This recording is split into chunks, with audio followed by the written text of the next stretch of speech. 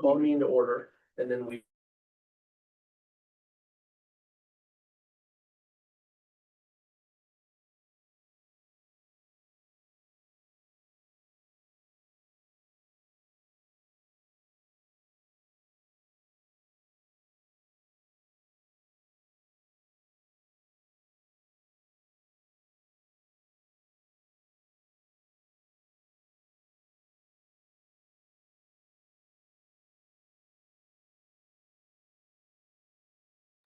All right, everyone, welcome to the Wednesday night, February 4th board meeting. We will call the meeting to order. At 4:02, we will retreat into a board work session. All right, so we're in our work session now.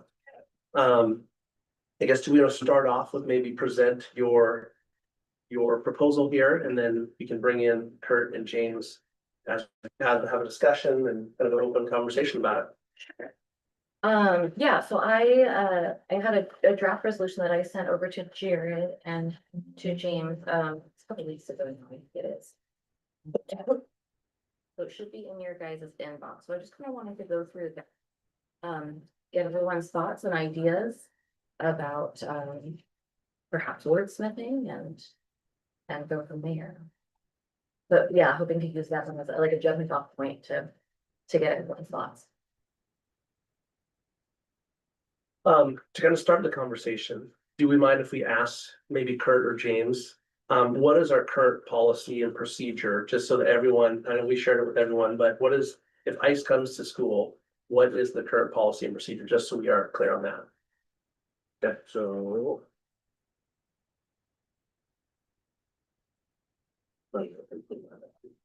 So, I don't know if you guys.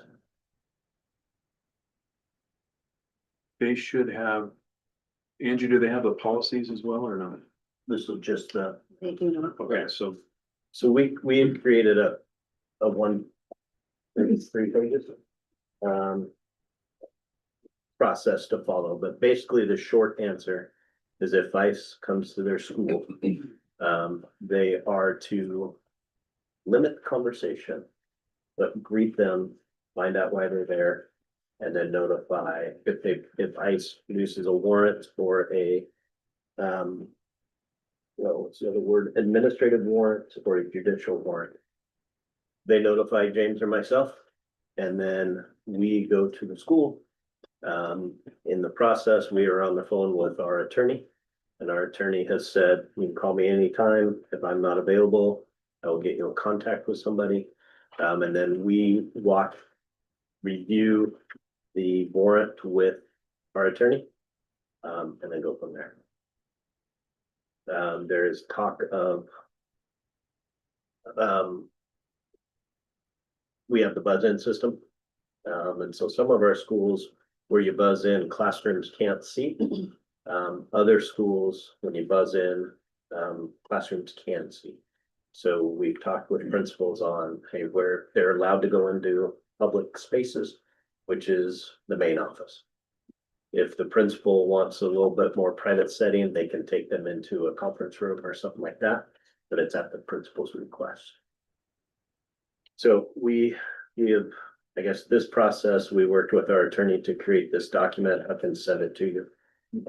This document, it was created last January or February, and then we updated it. I sent it back to him this fall, and it was updated October 31st.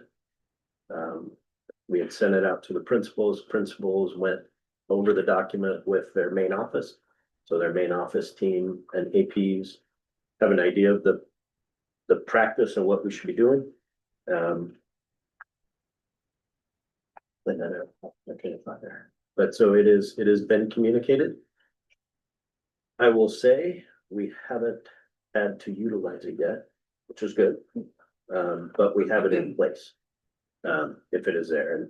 And one of the things I asked principals to do was when you get it, notify your staff, talk to your staff, and then send me a email saying you did. And so all the buildings are aware of it. And if memory serves me correctly, it was just shared again through parents where I received it from the district. Yep, It was, and the the piece version of it, yeah. two pieces I would add is that the basic approach that we've had towards ICE immigration, what's happening, is to not draw attention to that, to protect our families, but if something should happen, and we have had where some families, some of the parents, any parent has been deported or has been detained. So our family services and we come in and support however we can. And then the other piece, there is, I think the New York Times talked about how ICE has moved to just doing administrative warrants rather than judicial warrants. But given that move, schools should be treated any differently, and the guidance we've received is still that. But we haven't been tested yet either, so. Yeah, with all of that in place, and just to confirm, that is policy 4300. Well, 4,300 is the policy, Mhm. as far as policy. That we updated in December. Looks like March of 25, so last spring. Yep. We updated that, and then the other one, that is specific to immigration enforcement in school. The other one, that the document that I shared references 32.6. And that's regarding interviews and interrogations of students on school premises. We updated the policy, and I just looked at this today. We updated the policy at the same time, so March of 25. And I noticed today that we will need to update the procedure. And the changes in the procedure, because I wanted to know if it impacted this conversation. The changes into the procedure are, it basically says when a law enforcement comes to our schools and they want to interview a student. Our former policy said that we will reasonable effort to contact parents. The updated one is we will immediately contact parents. So that one will be before you at our next board meeting. Yeah. Or back to your question. Yep, well, I appreciate that, we already have policy in place that Washington State has cleared. I think that having a resolution that the board, can share with our community also reaffirms that, hey, we have your back and we're in support. We've already, I don't know if you guys have heard, but we do have students, families that are afraid to come to student conferences, in fear of ICE coming on campus. And so I think sending this message from the board gives us a free chance to remind people that, hey, yes, we do have this policy in place. We are following this protocol. And reaffirming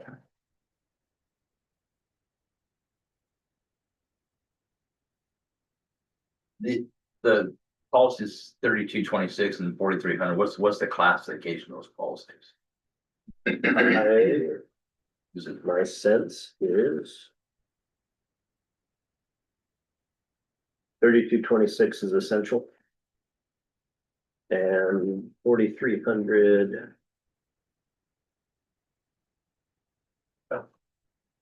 4300 is encouraged. It incur, okay. Yeah. But we still implement it. Correct. Mhm. So I guess, Jasmine, I have a question is. In this resolution of this is your. What are you trying? What is it you're trying to produce to the public? I think it would help reaffirm our families that the board stands in solidarity with our migrant families.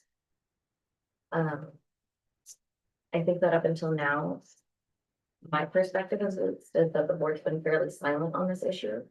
There's policies in place and it kind of just seems like we're going through the motions, but having a resolution that the board firmly supports and states like you guys did last year, with the WIA, resolution along with Langdon. I think that sends a clear message that the board states, yes, this is our values support. We didn't write a resolution for the WIA, we wrote a letter. There was a resolution that was signed by the board in February 2025. There's a letter we did initially, We did. and then there was a Oh. resolution. Yeah. That we added after the fact. Oh. Yeah, confirm, we had another public meeting for the MP3 campus. Yeah. But I was traveling up, you can remember that, right? Yeah. I think part of that was, and when me and Michelle were discussing there's not laws in place in Washington State to protect female athletes in competition, and so that's why we decided to act on that. I would have to. And we did with Linda. I feel like when there's a policy in place and we wanna write a resolution, it's more symbolic. And more, you know, does that make sense? Than operational like a policy. Where that's where our role is. And I think that's what you're just saying too, is so. We didn't have a policy about that. So that's why we maybe took action in that place. I think so, that's what I recall. Yeah, the only thing, it's just such a hot button item. I mean, we have people in our community that, like you said, are scared to go to school, scared to go to conferences. We have also people in our community that are police officers and maybe are border patrol or ICE agents and stuff like that, and so. I don't know, it's just such a hot button issue that. I don't know, I don't see this as a critique on our current police officers or border patrol by any means. Absolutely stand with them too and make sure that we're following the right protocol moving forward. We do have a policy in place that touches on this, and I hear what you're saying, Jana, that we didn't have one about female athletes. I did follow up with the resolution that you guys passed last year. I think it was WIAA amendment number 7 and 8. In April, following the resolution, there was an article stating that those amendments were not supported by the ACLU. And they ultimately did not pass because they were in conflict with Washington state discrimination laws. So I think it's important to recognize that while we're writing resolutions that we stand in support of, or for certain topics, I don't want to be in. I think both are hot topic issues, I guess is what I'm getting at. Both are conflicting, and I think it's important that the board says something and doesn't stay silent, even if it is a hot topic issue. have any school boards, or does anyone know if any school boards have passed a resolution like this? I have read the Skagit County. There's an article about their school district taking more action to protect students. Skagit Legal Aid has provided workshops called Know Your Rights and Safety Planning for school districts. There is Burlington Edison School Board policy that also 4300 that we carry. And they've also added it to that, supporting families in dealing with ICE and connecting with community resources. So it just dives a little bit deeper than the language that we have. But the districts aren't releasing resolutions. Other agencies are speaking up on their behalf. I haven't seen our resolution language yet, no. Because I do appreciate that the school district acknowledged what's going on, not around the country. Sent it via Parent Square, which has the ability to translate it into multiple languages, so we know it did go to home. Their spoken language in their home, so I do appreciate that we have something in place, both policy and procedure, that was adopted by the board, approved by the board, and shared with family, including the procedure, and we have it noted that the administration and people involved have been trained on it as well. And as Dr. Everett said, our Family Resource Center does get involved or has historically been involved when something happens. I might be in favor of something if there was something not in place. Where we want to protect our students. But I feel like this might be redundancy, and I don't want it to be confused. And I don't want to be our community to be confused, our staff or our students. And I also don't want us to be noisy. You look at the rest of a lot of other school districts, things are noisy. The students are noisy, the staff is noisy, and we need to be good leaders. So if we're noisy, other people are gonna be noisy. And I don't know another better way to describe that, but we need to be good leaders. And also, I can't remember if it was in this document or somewhere else, but we actually call it the amount of people that are in our school district that were, was it migrants or, what was the word? Non-citizens. Okay, non-citizens, Undocumented. but, so that just like throws a target on our school district, and I think that's unprofessional. So if you want somebody to come knocking at our door, you just did it. And I don't support this. That'd be my concern as well, like if we point a bright light at it, we're the only district to pass something like this. Yeah. I would, yeah, not to say we have to do what other districts do or not, like we're our own district, we're Meridian. But that would be my concern. Is it all of a sudden, there is a bright light on our district. So, and do people get more scared? I don't know. So I want to understand both sides, so. Yeah. So if we had other districts that took that first step, then it is the sentiment that the board would be more inclined to sign on board with that. I think, at least in my opinion, I kind of want to see how that goes, because we just kind of saw what happened in Ferndale, and that was a complete disaster. So to use you, that was pretty noisy. It was very embarrassing for the Yeah. community. So, and I would not want that to happen. I would not want that. So, I mean,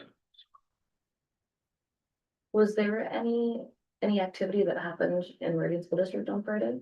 I don't have a high school student, so I wasn't aware of any. I asked and the answer was no. Was there any discussion about it among teachers or faculty, or was it just kind of? Can you give me the context why that would be a discussion from teachers? Just to, I mean, I guess talking about current events, if Ferndale had their students participate in a walk around those. I don't think they had them participate. That would be a litigation night if the Yeah. district understands. If our teachers had students participate. Well, maybe I'm in a not using the protest. right language, but the students participated in a protest. And so I was just curious, if since that happened in Ferndale, if there was any talk about it in Meridian in relation to that? And kind of what expectations are of students? In my high school, I don't think that was ever discussion that they have heard classes, so, but I just have one. So, So I was paying attention, you asked, so I'm gonna say, I was paying attention to anybody leaving, or we checked in with our secondary, middle school, and high school. We don't know of any students that left. Now, were there conversations around like current events, and did it get discussed? I don't know that. Pretty easy to find out though. Yeah, I think maybe the first step is finding kind of where our families and students are at right now, and if they do feel supported, if they feel heard. And Jared, we mentioned the possibility of a listening session, that kind of thing. I think that would be a great step in trying to figure out where those gaps are. And how we can better support our families. Are we doing enough? I don't know. I think that'd be a great idea. People want to come and talk about that with a few of us, then, I think that'd be a good next step. Your thoughts, Marty? it is, but one thing that I want to say with too, and I understand where you're going with resolution. The one thing I want to say is, it seems like a lot of times the conversations lately has been limited to like, you know, the Hispanic community, adopted immigrants, quite frankly, there's a large population of Ukrainian people who are scared to death right now as well. They posted a thing I saw, it was on social media, of two Hispanic ICE agents detaining a Ukrainian illegal immigrant and deporting him. I don't know what message they're trying to spread, but what I'm saying, so I should, it's a conversation should be with all of our communities, not just the Hispanic community, because it just seems like the language lately, like, you know, and that's what I love so much when we have graduation, that when I see kids walking together, you know, like Sikh, Hispanic, you know, Hindu, and they're walking together, they're friends, they're out in the courtyard hugging each other. It's almost like race doesn't matter, doesn't like, and we have such a wonderful community that way. And I think a lot of these policies that we had to bring in place, we had a really big problem back in 2010.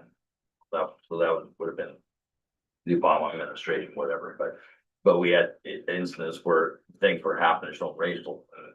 You know, some kids want to start flying the Confederate flag because that's part of my heritage and all that stuff. And they found a noose out in the woods behind the football field, stuff like that. So I mean, we had to take. Were you principal then? I think right before you got anyway. So we had, okay, this is serious. Oh, no, I was. This isn't good. So you know, they act and made some change, but I think 2025 coming through, that's why I asked what the policy was, because regardless of, you know, how I feel or what my opinions are as a board member, you know, the first thing I gotta ask myself is like, what's the law? What's the law? You know, and so there's a lot of things that frustrate me terribly, but bottom line comes down to it is the law. And so sometimes I might have to make a decision because that's what the law says. And I took my oath of office. Meridian being a unique community it was, and how much we embrace each other as a community. I guess when you talk about you're using the term being loud or something, I guess I'm asking, I don't want Minneapolis problems to be Meridian problems. I want our community to be our community, you know, and focus on us and our neighbors around us, you know, Linden, Ferndale, and Sago too. But that's just my personal thoughts. I'm kind of going to follow the law. So if we got policy in place, that's essential, that's required by law. I think we're there. I think we could share maybe our policy. Or what's that thing you had, Dr. Everett? 3226. Yeah.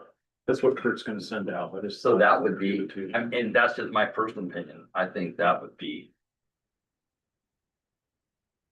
And honestly, I think it's good language is what I'm saying. outside of that, our resource family center is amazing. And the families that you utilize and have relationships really are based on trust. So the communication would probably go to them before it would even come to a board, like. Honestly, and that's fantastic. I even tell my own children that you have anybody, it doesn't have to be me, but have someone you trust that you can talk to. And I do feel like the families that are being served, that first step in their trust and their communication is going to go to the family services and not necessarily the board. Marty, I do hear what you're saying about, directed to Hispanic populations, and so I was sure in this language here, it's just focused on regardless of immigration or citizenship status, it's not directed to a specific type. Right. But, Race or nationality. right, and that's good too. It was just with your, it wasn't language, your comment. You said that, you know, that some are Hispanic communities. A lot of people are just focusing on mostly Hispanic communities. There's a lot of communities. And especially Ukraine, they don't want to go back now. We're the best at, you know, any of those countries, Haiti. But anyway, but that was just basically. Yeah. The only one that I guess I have reference to is the one that was passed last February, so writing a resolution in solidarity with Linden. What was the kind of the follow-up with that, or how did the school board move forward after that, or what was? Yeah, we had one of these discussions and then we agreed like, hey, let's do this. I think we had wordsmithed some things. We want to make sure it wasn't. I don't know what the word to describe it was, but we wordsmithed some things and then we passed it. And then I think there was a group of schools that went to the WIA saying, hey, we want you to vote on this resolution. And that's where can't remember if the WIA or it was OSPI said, no, we're not gonna talk about it this year. Something like that, I can't remember the I think exact. it was WIA. WIA, okay. So that's where it went, and that was the last time that we did something along those lines, so. And then in April of last year, Hmm. they decided not, they didn't. Pick it up, but I think there's a Supreme Court trial going on right now, so it could just be a big point, so. Mhm. I don't think we had one, at least in the 4 years or 3 years before when I was a board, I don't think we had another resolution. So, Not to my knowledge, Yeah. my memory's not. And again, only because there isn't a policy procedure or anything already in place, but the board has moved already. And I think we thought long and hard about that too, because we weren't even gonna write a letter. I think the That letter, first we came up. got a letter from someone, from Lyndon, I think, and we're like, no, let's not do this, so we Yeah. rewrote it.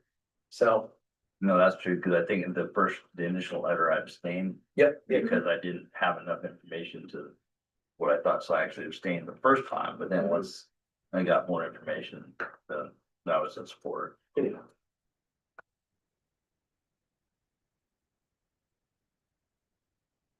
So what is our call to action today?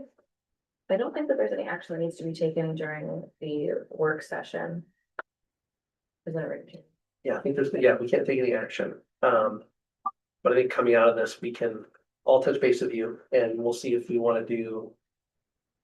Not sure how we go about the listening session, so let me follow up on that. I'll get back to you. So, So if we were to have a resolution proposed, I would love to go through together since we still have time.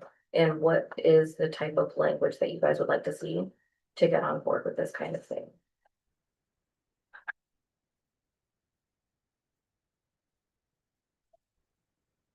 What would help us give our staff and faculty direction to know that, yes, we do want to have listening sessions and support our families? So now you wanna put listening sessions into this resolution? No, but I think like the idea that if we support our migrant families, then that will help back up our staff and faculties to understand, okay, yes, this is the direction that our district is willing to take, and it is safe to have listening sessions, where otherwise it's like, this is kind of quiet and we shouldn't touch anything, so let's just not talk about it. Are we not talking about this in school and having like an open door conversation with our students? I haven't been aware of any conversations.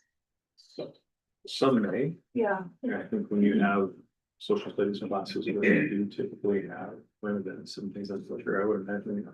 Conversations. yeah, I mean, I'm sure CNN's all over our TVs in our school. Conversations are happening probably in your AP guide. We're, different civics offering. But I don't know so much as a formal resolution to say we will have listening sessions as much as a conversation coming from somewhere like family resources, that listening sessions or the additional services that they've already provided. I'm not entirely sure how that's communicated to families from the resource center, but I'm sure they're communicating that they can support. I think we've done meetings before, like maybe around the bond or something like that, where there's like a board member there and the community can come and like talk, like kind of openly and stuff like that, so I think that's what you're advocating for, correct? Yes, But in a resolution, No, not in a resolution, so yeah, separate from that, I think the listening session is like kind of a public place where we can say, hey, Jasmine's gonna be there, Michelle's gonna be there to kind of hear community thoughts and ideas and stuff like that. Whereas it's not within a resolution. Am I speaking for you, is that correct? continue. Yeah, I was just, basically, where we don't have a quorum, there's one or two board members there. If the community would like to come and discuss these issues, then they could. That's what I believe you're asking for, correct? And I do believe that a resolution like this one would give a foundation for that. Honestly, I feel like a resolution is the bare minimum that the board could be doing right now. We're not asking to have any policies changed. It's really just a voice in solidarity.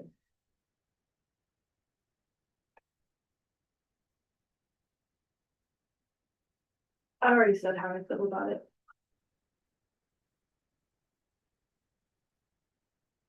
I think I would be not in favor of passing a resolution as well. But if we wanted to have the community listening sessions, I think that could potentially be valuable. So.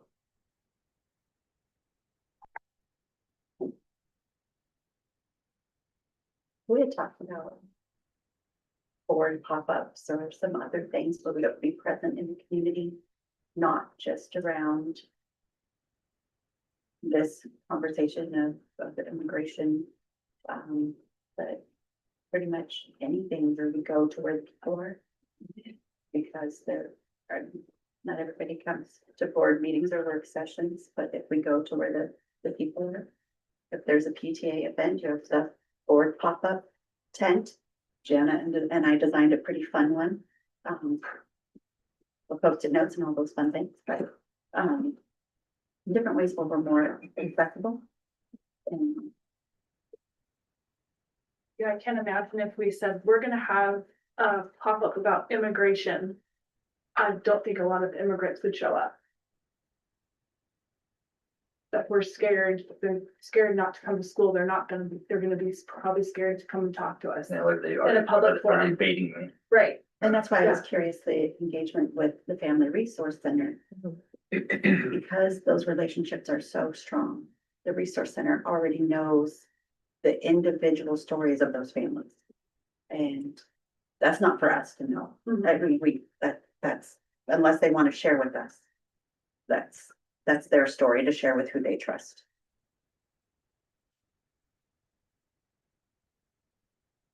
And Skagit's, their workshops have been called Know Your Rights and Safety Planning Workshop, not necessarily immigration workshop. And this is this is Skagit legal or what was that? Yeah, with Skagit Legal Aid.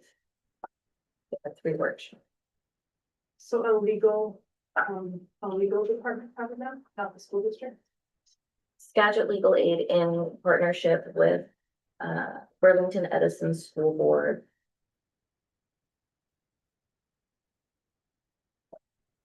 Yeah, Burlington Edison School Board.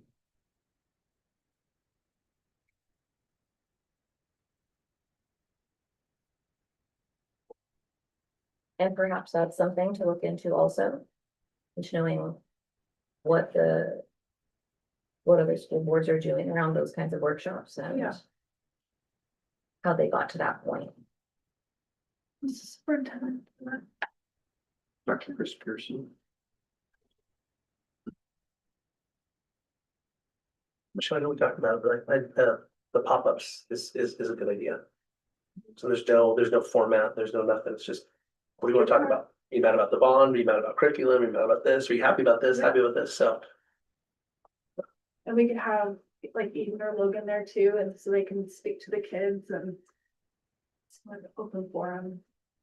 Not pointed. We go to the events, but the conversations don't. Yeah.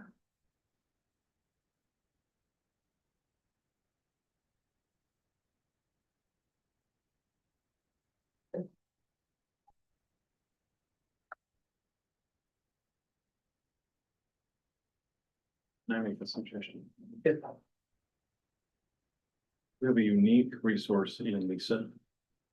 And what I'm hearing across the spectrum of dialogue is that one of the things I'm hearing is two-way. And that's also the invite to hear back from principals. What are you seeing? What are you hearing in buildings? So what's being discussed in schools? If directed, I would be happy to meet with Lisa, to also with any of you to talk about what could listening sessions look like. They could be two-way, not one-way, not just. I think there's a lot around what was being discussed that it's how can we help? I know I don't know enough about it, and so I think It's worth asking the question, like, what is being discussed today? We can get that information back and then we can decide on kind of next steps. we have a resource that could be helpful in trying to do that. And I know Lisa wouldn't just come up with it. She'd talk to family resources. We talk to our principals. We try And I think that the way we've operated has been to try and be safe and honor our families, but what I'm also hearing is how do we as a system also consider what are people going through? What's appropriate to be able to support them in whatever way that is. I don't know that answer myself. Yeah, maybe it's not just this topic, maybe it's other things they want, so. I love that.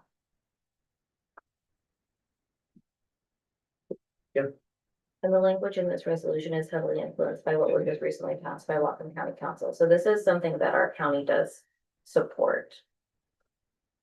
So it's not just coming out of thin air.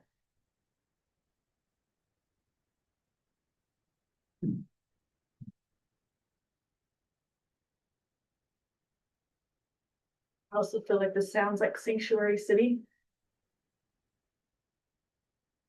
And I know that that is also, if we lose our funding because we are doing something that's not law. Well, that's what I touched on. Yeah. It's like, what's the law, right? And I mean, you all know, I've had my personal opinions over the years, right? But the law supersedes my feelings and opinion. And it took me four years to actually learn that, you know, now frustrated is a lot. But sometimes too, but I'm worried, but like say, if there's an individual out there like myself, and then all of a sudden we're adopting a resolution, you're gonna get a hand of people like, well, why did they adopt a resolution? ICE is on their way, they're coming. I mean, they just adopted a policy in March, now they got a resolution coming up, you know, okay, they're not gonna be coming to these meetings. You know, they're not, because why all of a sudden Meridian adopted ICE coming to their school district, but, you know, we take care of one another, you know, I mean, the community takes care of, and I think that a lot of people move to our district because they feel safe, they feel like Meridian is the safe place to be, a community that's gonna, look out after one another, be our Hispanic neighbors, Ukrainian or undocumented neighbors or something, or whatnot. You know, I would probably, if I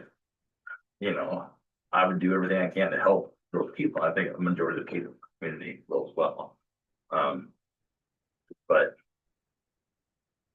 I just think we have a very clear essential policy that's required by law in place.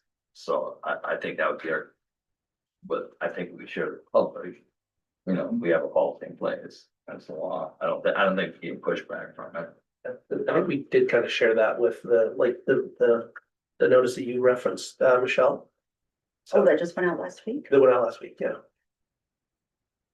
We did reference that we are supporting our families and this is how we do it. Yeah. And it was a methodical policy that we know is essential and law and we follow it. That's our procedure and training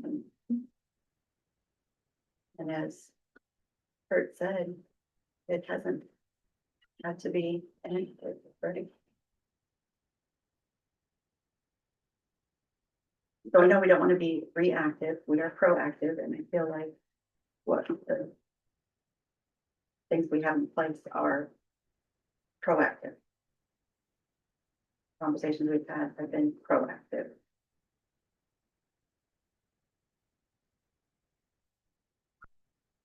I think we do a very good job of that.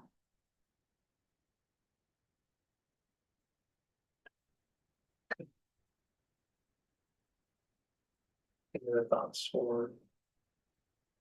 And again, if we didn't have anything in place and it was, what's going on around the country is going on and we had no policies or procedures in place, then absolutely a resolution on what we do as a district, or how we serve our families as a district would be appropriate. But because there's already something in place, a resolution, it's time. I just don't see that we would need to do that. Would you feel that it would be the redundancy with the issue? We're already, yeah, because we're already doing something and we're already sharing from the district level that we're doing something. And the board's roles and responsibilities are policy. So that policy was signed by the board. But, yep, we're supporting with that. It's approved in its entirety. That's what I would say. I would love to learn more about where our gaps are. So if we could, or I guess if there was direction to give our superintendent, will we take that during a board meeting and or during a work session? We can do a work session. Is that correct? It's not policy or anything, it's just Yeah. me working with my team. Sure. Asking that for some data and some information, so. Would we need to make a motion to give some direction to coordinate with staff, or it's just, it's. No. James, can you coordinate with staff? We've seen it doing it. Yeah, am I okay to reach out, have questions for clarifying? Yeah, yeah.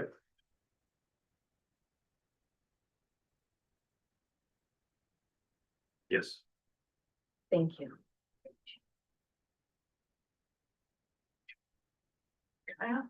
Also that, is it okay that, Jasmine's email to the principals be shared with all of us?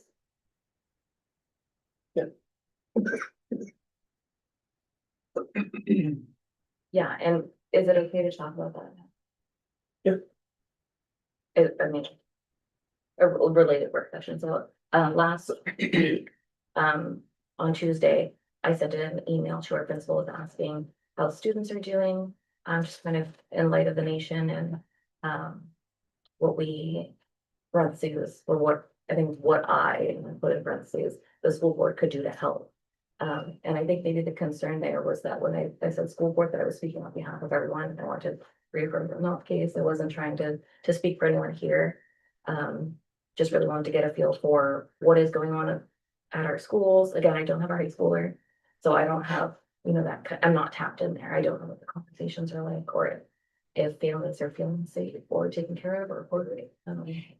Just kind of feeling in the dark there. There's not really conversation that I'm hearing about from my kids at Irene either. So, yeah, it just kind of feels dark and mysterious right now. It feels like there's not conversation going on. And so I sent the email to our principals and hoping to get clarity. And in the future, if it would help, I can BCC the board. With that. Whatever, if we're gonna be reaching out, we're gonna work through James with those questions. So, and then he can work with administrators or bring us back information. So, The BCC James and board. we can direct it to James. And then me and you can talk about it before as well. So, Part of, we also want to stay away from like in a kind of backdoor forum too. Like email Totally. 1 3. Yeah. If it's like you and James, then James to Right. Jared to you, there's no, Mhm. Just no more than two. Name, I mean, Sure. communication.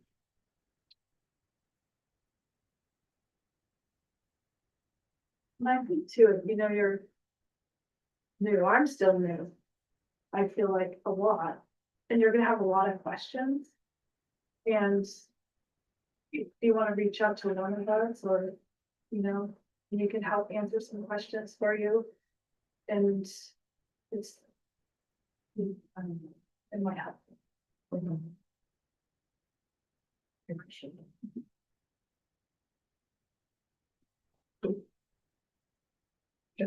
any more discussion on that, or should we move out of our work session? Okay, we will end the work session at 4:45. And we will reconvene for our regular scheduled board meeting at 5 p.m.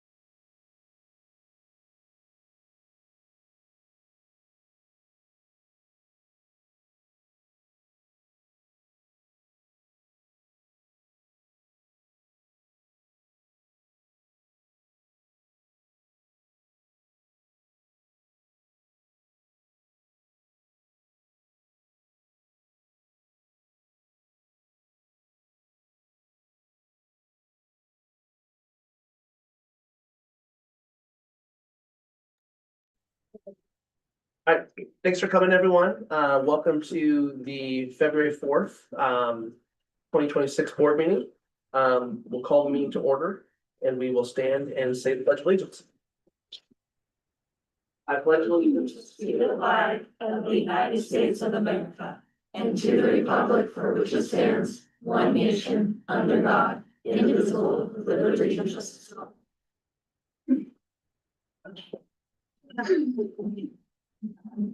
All right. Can we get a motion on the consent agenda? Pardon me? Yeah, we're back to the regular agenda, so. We are back on the consent agenda, right? Yeah, but did we take action on that? Yeah. Take action on what? The regular. We haven't adopted the regular. Oh, we haven't, okay, sorry. Can I get a motion to adopt the agenda? I'll make a motion to adopt the agenda. All those in favor? I get a second. Sorry, wait a second, sorry. I'll second. All those in favor? Aye. Aye. Can we get a motion to adopt the consent agenda? I make a motion, we adopt the consent agenda. Okay. All those in favor? Alright, Alright.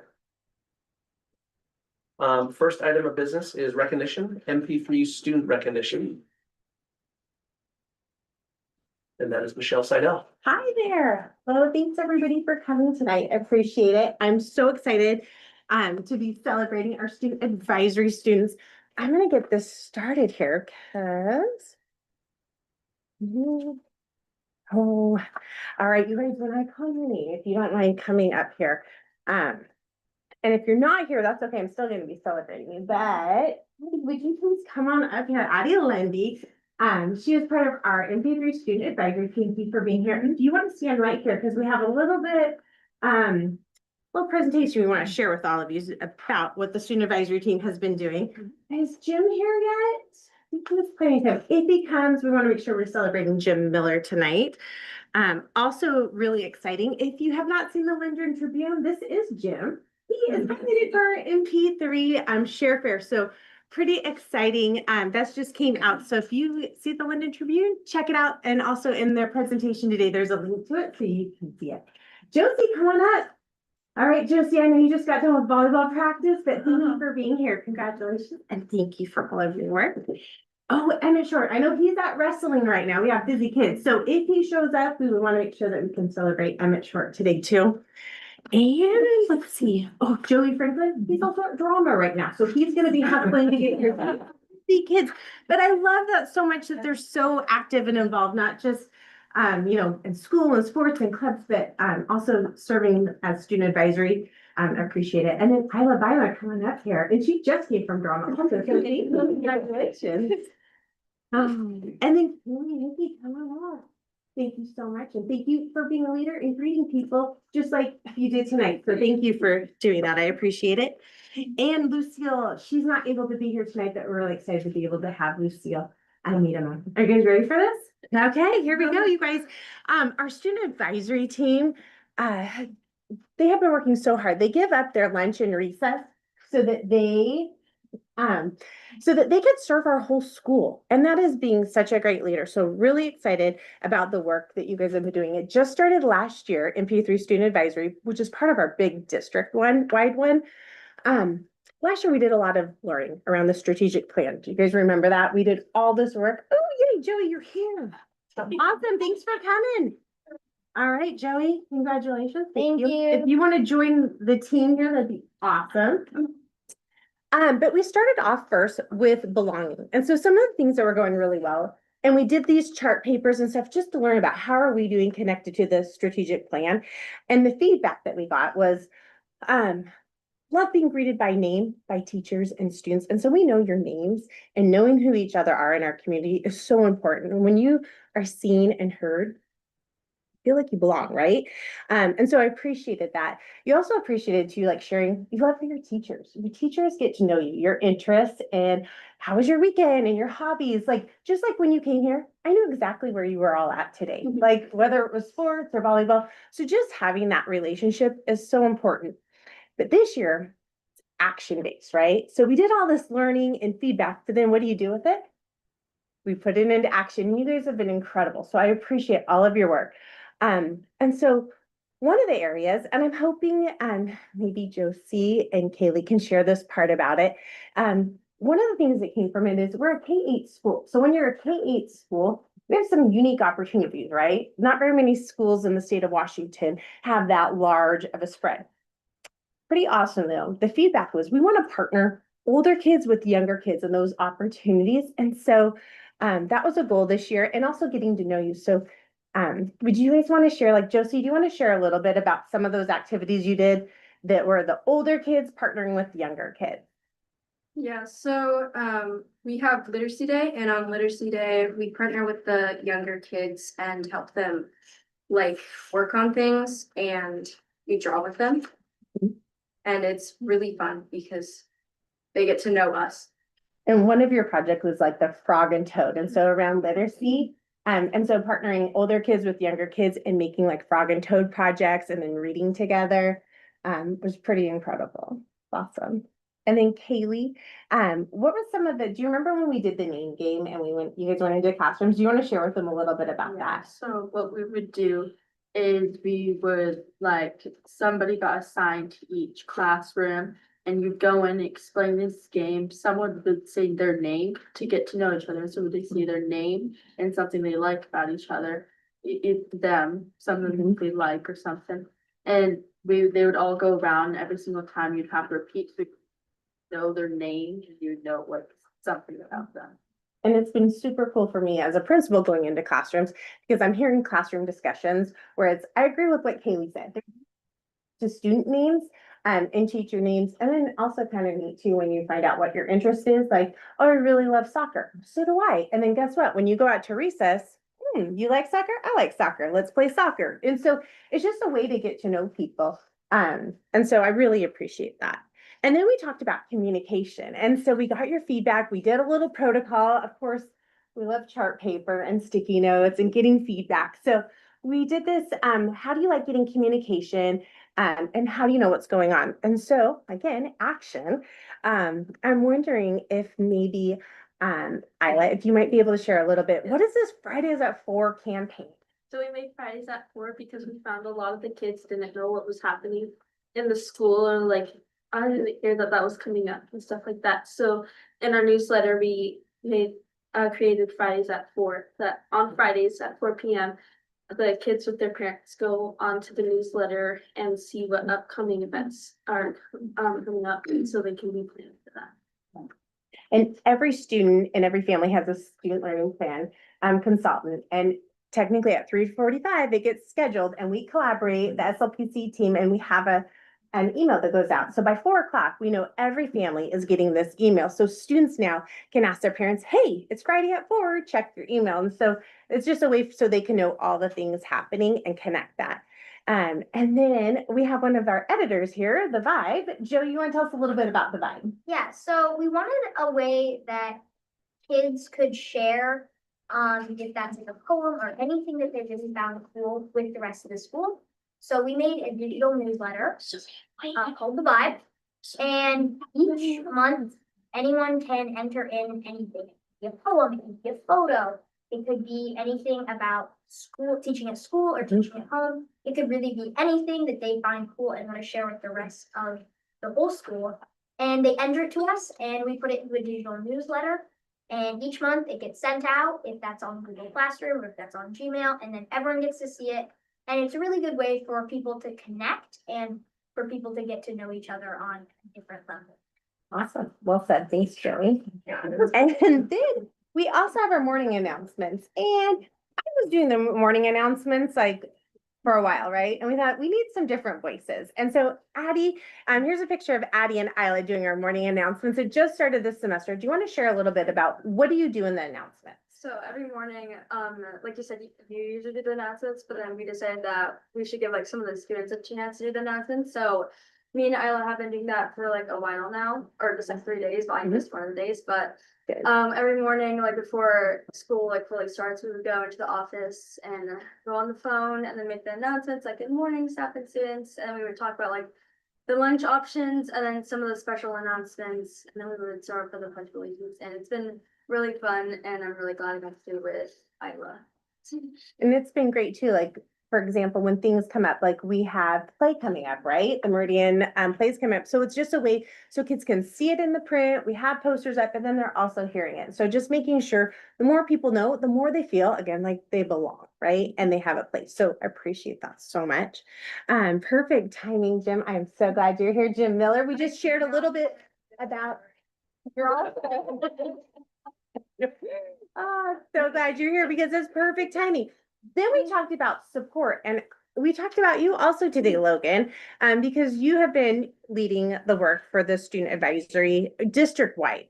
And if you remember back to last spring, do you remember this little card? It's called the feedback cards. Do you remember that? Yeah. Where you did at the high school? Then you shared it with all the buildings. And so then Jim, do you want to share a little bit about, here's a picture of Jim, Joey, and Emmett, and they have the Share Your Voice table set up in our school garden. Tell us a little bit about that. So what we do is we went out there, set up the table during near the end of third period. We set it up so that fourth grade and under came over on the way to recess. And they would stop by our table and we would ask them one thing that they like about MP3 and one more thing that one thing that we can grow on because we're holding in the garden. And so anyway, so then we would do that, and then once the bell switched, the younger kids would go to lunch, and fifth through eighth grade would come and we'd ask them to do the same thing, write something on a card that they would like MP3 to grow on and something that they like about it. Awesome. That's good. Thank you. And so it was really nice because we do like CEE data, but we only get 4th through 8th grade, right? And so I love how you highlighted our little people also need a voice too and a way to share. And so making sure we get voice from our kindergarten, first graders, second and third graders. And so I really appreciated your guys' leadership, also helping them get their input. And so one of the things that came from that is kids really love when they do all this work, but they want to celebrate it, right? And so we just recently had our MP3 Share Fair. And Jim, I was sharing, I don't know if you know this, but you were highlighted today in the Linder Tribune. Yeah, I know. I went to the library and I picked up a copy myself. Excellent. Well, the link is right there if you guys want to check that link out so you can see it. But I was wondering, do you guys want to share a little bit about anybody feel free to just pop out. Like, what is the Share Fair? For anyone here that doesn't know what it is, you want to share a little bit, Joey? Okay. For students to share with their parents, their friends, anyone who wants to come. It was just this Tuesday. Yeah. And they can bring their parents, anyone they want to show their work to, and they can go from class to class, and their work will be set out on the tables, and they can show their parents, hey, like I made this in art, and it's a really good way to show your parents what you've been doing, so they can so it can be better at home. So it can be together. Yeah. That's awesome. Well said. And then the other part is just making sure that we have those positive learning environments and relationships. And so that's the feedback that we got from students. And so I appreciated that. And then the next area was wellness. And we talked about this today too, because we had student advisory. We meet the first Wednesday of every month. And it was map it out. And so we did red and green dots, like where do you feel safe physically, emotionally, and academically on campus? Where do you not? One of the areas last year that we talked about was the way our portables are designed. There's a couple classrooms that you can exit out the back. Well, there's not a lot of supervision. In our courtyard, you can see everything there, right? Not that anything bad's happening, it's just there's not a lot of, there's spiders back there. It gets a little, so it's a good thing for us to know. And then we talked today, this might be something we do every year because it's important. Each year is different, right? And so making sure that we know where do kids feel safe, and successful. And if there's areas that aren't, then we want to know about it because then we can come together and find ways to help it be a better place for everyone. So I appreciated that. And then lastly, we talked about learning, right? And so we did this chart paper last year where they could do a range of like 1 through 5 and put a sticky dot on there to see, do you have a great learning schedule at home? How's your curriculum working? And so we wanted to make sure that we're putting that connection in a parent partnership program. How do you connect all those dots between campus, at home, and school? And so one of them we talked about was at the beginning of the year, we did a every teacher on campus met with every single student, so 170 students, and found out like, hey, like, do you have a good learning routine at home? Do you have a trusted adult, somebody? And it doesn't mean if you have a problem. It also could be if you have a celebration, if you have somebody you can go to if you want to celebrate something. And then, do you have some connections at school? Do you have friends? Are you feeling successful? And so we talked about that, and we'll continue to do that. But what stemmed from it, also again, Logan, your name came up because when Mr. Carrico and Mrs. Karashigi presented at the beginning of the year, and we talked about that, you had mentioned, you're like, I wonder if you did a kind of anonymous survey, if you would get different feedback. And so how many of you guys took a survey this week? Okay. All right. What was on that survey and what did you think of it? Yeah, go ahead, Isla. It talked about like, how do you feel at MP3? Like, Mhm. do you enjoy coming to MP3? Is there a trusted adult you feel like you have? And like, where do you feel most successful in MP3? Like, what class? What's your favorite part of MP3? So it mostly got the students' perspective on MP3 and how they feel. I just want you guys to know your voice matters so much because we're in a school system.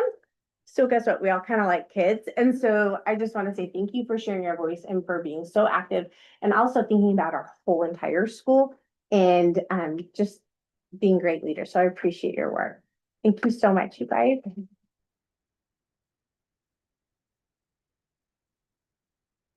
Now, I'm sure, because I know our school board members might have a question or a comment. So feel free. And then also after this, we do have a long agenda. And so you and your parents are welcome to stay, but you're also more than welcome to head home because I bet you were starving because you've had a long day. But if there's any questions or comments for our student advisory team. I'm just curious, what is an older student and what is a younger student when you're working together? What were the age groups? It was like because me and Maddie were 8th grade, we would get paired with like the 3rd graders to 4th graders. Our campus is kind of split with K4 is our elementary teachers and then 5-8 is our middle school teachers. And so if you think about it, so kindergarten is like on its own. So the way campus classes are, so you'd have like 1st and 5th, 2nd and 6th.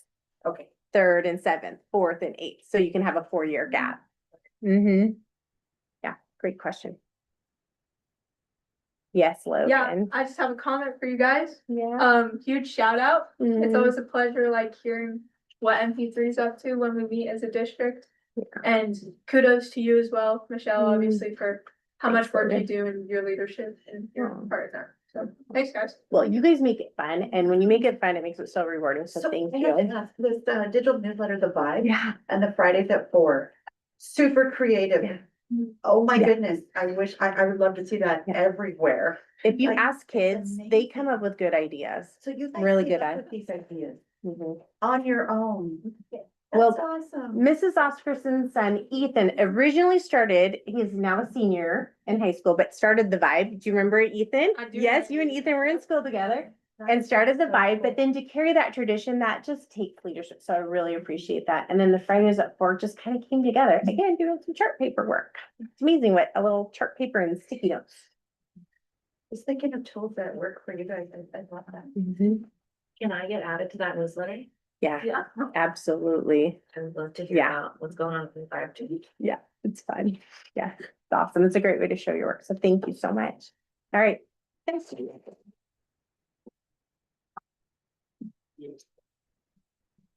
you so much. Cool. All right, next up is public comment. We do have 2 speakers. I will read very quickly. It's been a while since we had comments, so I'll read through the general reminders just real quick. The total time for public comment period is 30 minutes. Each speaker has a maximum of 3 minutes. There's no mechanism whereby a speaker can donate some or all of their time to another speaker. No individual may speak more than once per regular board meeting, even if there's time remaining. Public comment period is an opportunity for the board to listen to individuals on educational issues, and board members are encouraged to listen intently. If public comments are to express concern about specific students, the board asks them to not name the student, as naming the student can be invasion of privacy, violate district policy, related harassment, those items. Public comment period is not a time for dialogue between the board and public. The board will not respond to questions, statements, or challenges made during public comment period, and there will be no back and forth dialogue. Note the board silence is neutral and is neither a signal of agreement nor disagreement with the speaker's remarks. And then last one, although the board will not engage in dialogue, the board chair may ask a speaker to clarify a question. It is also possible the school district staff will contact the speaker at a later time to follow up on an issue raised during public comment. Okay. First up, we have Austin Melima. Oh, I wasn't here. Oh, sorry, I apologize. It's good. This is very nerve-wracking. Thank you for letting me speak here today. My name is Aslan Melima, though I do go by Dice throughout Meridian. I'm a student at Meridian High School and at Northwest Career and Technical Academy. As an NCTA ambassador, I'm here to thank you, the Meridian School Board and School District, for supporting students' educations by providing transportation, classroom space, and classes that spark our curiosity about our careers. February is Career and Technical Education Month. CTE is an important part of our school, and it's where the students can be curious about our future careers. We learn valuable professional skills such as teamwork, communication, and problem solving. NCTA currently serves over 600 students representing 27 high school programs and 16 school districts in Skagit, Whatcom, and northern Snohomish counties. We have 4 campuses that house 17 CTE programs. Classes meet daily for 2.5 hours each day. Not only do we earn 3 credits towards high school graduation, we can also earn dual credit at Skagit Valley, Bellingham Tech, and Whatcom Community College. We can also make valuable connections and work with local businesses and organizations. In freshman year of high school, I took my first CTE class, Foods, taught by Miss Scott. We were taught about what it would be like to work in a kitchen, and as well as earning our food handler certification. I also took other CTE classes like floral design and woods during my sophomore year. I was first introduced to NCTA by my friend Ash, who had graduated last year.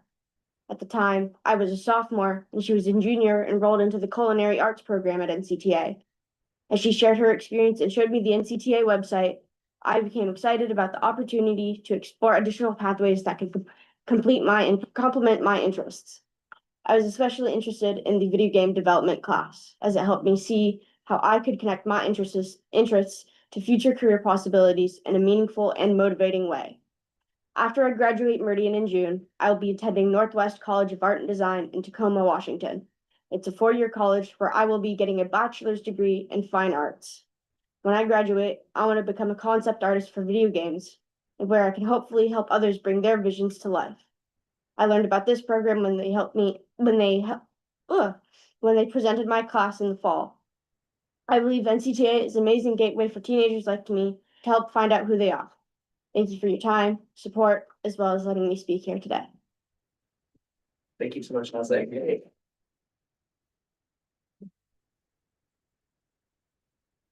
Right, next up we have Riley Sweeney. Mine's much less fun, so. Yeah, I gotta get standing out. My name's Riley Sweeney. Thank you all so much for the really thoughtful discussion you had during the work session in the last hour about the resolution to protect the rights of our students so that they're free from violence while they're pursuing their education, regardless of their immigration or citizenship status. I was really struck by how thoughtful and cautious you all were. I think that was really good, right? That we want our elected officials to be thinking about how to keep everybody safe, especially during these times. It's really great that we have a policy that immigration officials can't grab students and families on our campuses. But we've also seen that currently ICE hasn't respected law or policy. At my work in the courthouse, they grabbed 2 people right on the steps of the courthouse in violation of state law. A lot of people, I know that there was concerns about not wanting to be noisy or to draw a target on Meridian's back. the students in the Bellingham School District and the Ferndale School District and this Friday at the Linden School District all feel very comfortable speaking out and saying that this is wrong, regardless of what target that may draw on their back. And I think that now is a time to be brave, right?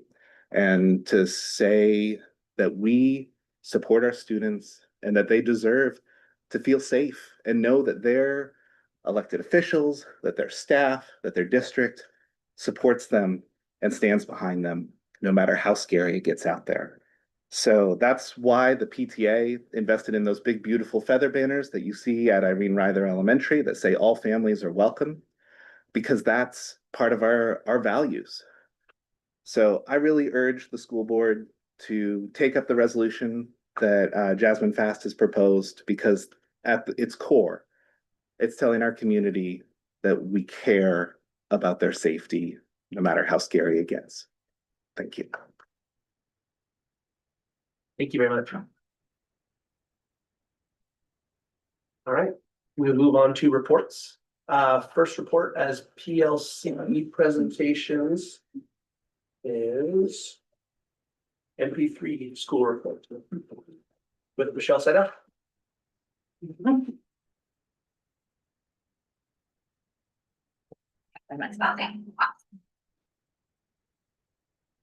Okay.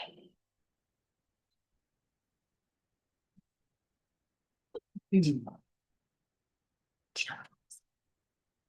keep going. Should I just scroll through this one to get to ours? I think we're out of order. I might have went out of order. Should we abandon our spot? It should be, yeah, Okay, Meridian Middle School ELA inspector. okay, we're good now. Good. Can you just go? We're here. Okay, here, okay. We're here. Can we do it? Okay. Let's go. Okay, thanks.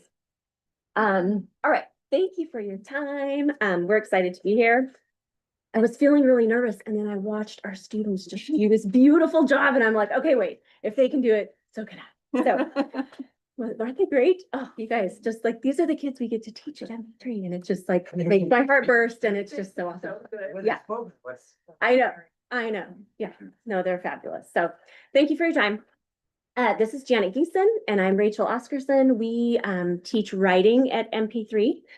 Janet has the 1st through 4th graders, and I do 5th through 8th graders. As you guys know, at MP3, we teach workshop style classes 2 days a week, and partner with families as they are learning at home. So we're going to talk today about our narrative writing units. Okay, we slipped in an extra slide, and that is because this is our motto for the year of collaborate and calibrate. And it also gives us a chance to kind of say a couple things about what's gone really well this year. One thing is Michelle and our leadership team reorganized how our PLC, some of the grouping. And so this year, Rachel and I have dedicated time every other week to work just the two of us, just on writing, which is a huge gift to us. And so that's been awesome. Another thing is, because we are together, we can really dial in on instructional strategies and assessment to go from 1st through 8th grade, which is a new chance for us. And then also, we've really benefited from the waiver days, where we've been able to work with really excellent teacher leaders in the district and just have those people as thought partners to dial in kind of some strategies that we do, and then that's so fun to use their expertise too to improve our practice.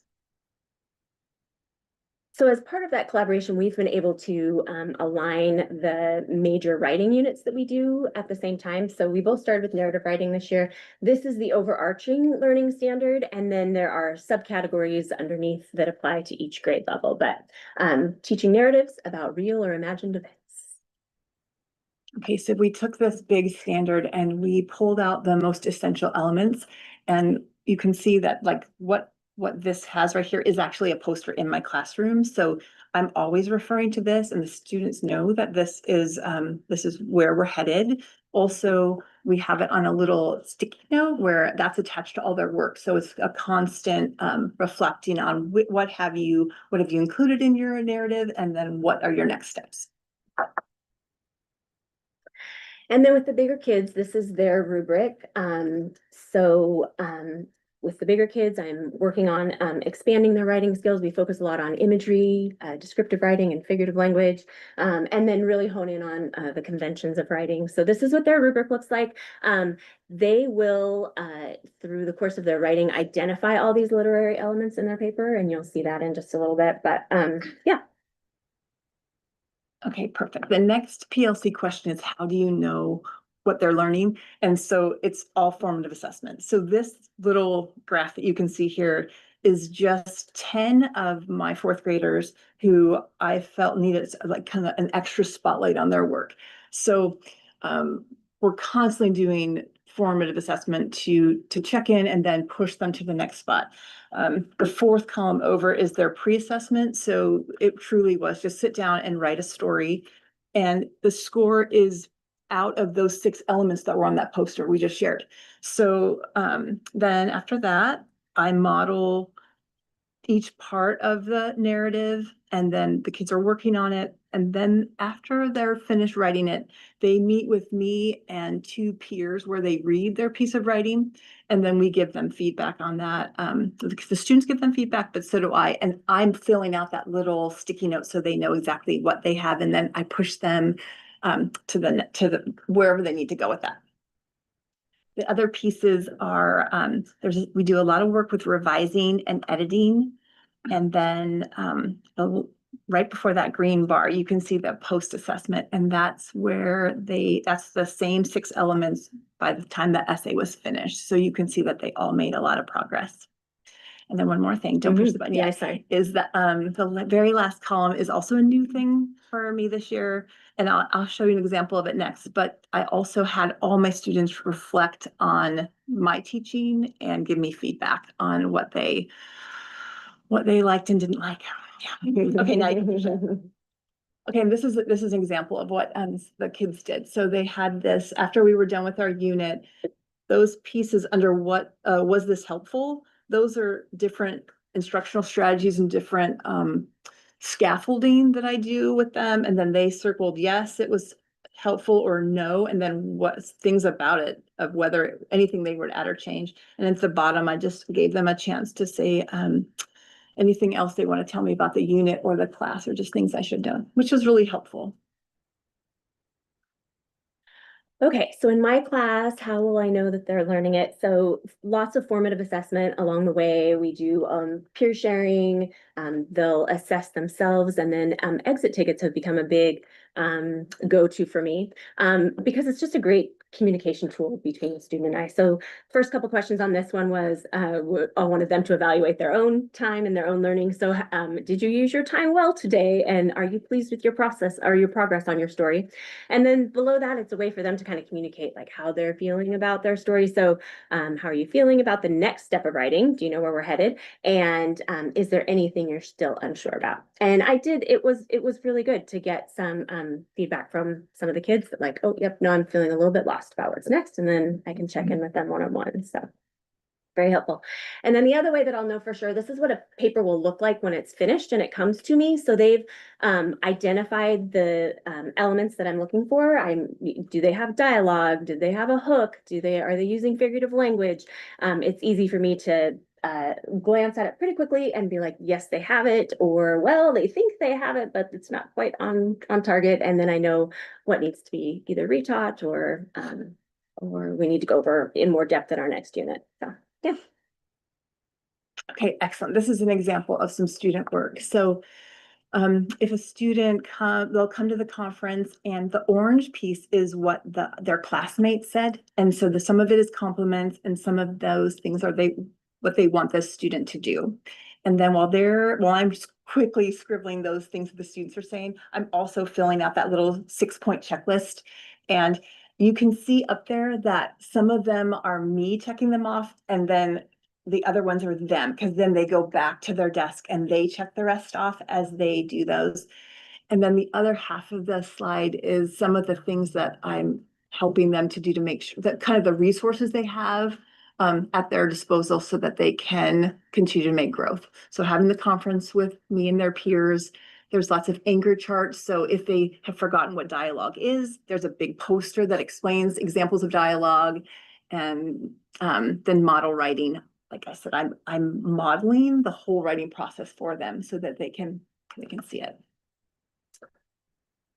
Okay, so with the older kids, we are conferencing at least twice during the, one-on-one during the writing process. We go over the rubric itself, make sure that they understand all the elements that are supposed to be there. It's also a chance for them to kind of evaluate their own paper based on what made you most proud about your writing and what did you find most challenging. Those are good discussion starter. They also will go back with a sticky note of like, here's some things that I need you to add before you turn in your final copy. And then at that point, if it's clear that some things aren't jiving, then there are some tier 2 supports in place. We can model or offer visual aids. Always extra time is an option. We don't have a whole lot of homework at MP3, but if they need extra time to do it, that's when I'll communicate with mom or dad that this might be a good thing they could be working on at home. And then always individualized instruction. So. And then excellent. There's always students who you do need to extend their writing. So everyone can make growth on their writing. So one of the most powerful things that I learned this year at a waiver day is to be really clear about articulating the gradation of what it means to meet a target or not. So up here, you can see on this example, there's students who have no dialogue in their story. And that's one place, and you can help them to just add dialogue. But there's some students who have dialogue which is not punctuated, so you can teach them to punctuate it. Or they have dialogue that's punctuated, but maybe the tags are weak. Everything just says said. So I can help them to make their tags more powerful. Or maybe they have dialogue, but it doesn't really move the plot at all. Or they don't have their characters engaging. So really an excellent writer, I could just push them towards those things. It's all just kind of help make sure everybody's moving along on all the elements. Most of the kids find the rubric itself pretty challenging to hit all of those targets. I have a lot of items on there, but there are some that we sit down for that first conference and they've nailed it. They have them all. And so then there are challenge tasks that those kids go back with because I, again, want to make sure that they are progressing as well. So we talk about enhancing your vocabulary with some wow words. How can we vary your sentence beginnings, vary sentence length, identify the theme and mood in your story. So kind of just taking it to the next level for the kids that are like, their writing was really, really strong. They hit all the points on the rubric. Here's some challenge things. So that's how we extend the learning. All right. Well, thank you very much for your time. We love what we do. We're happy to take any questions you have for us. What's your current ratio per student to fit your class? What's it look like? Like 20? 20? Yeah.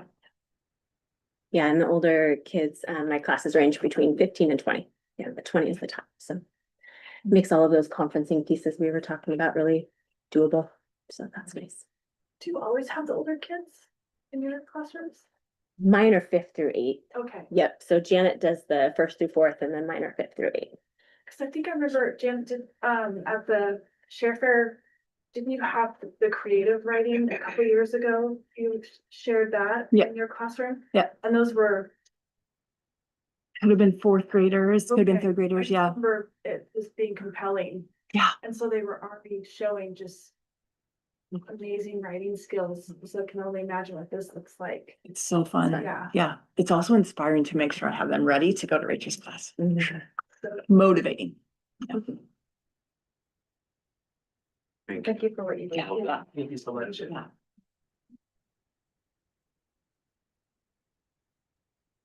Okay, next up is the Meridian Middle School ELA professional learning team. You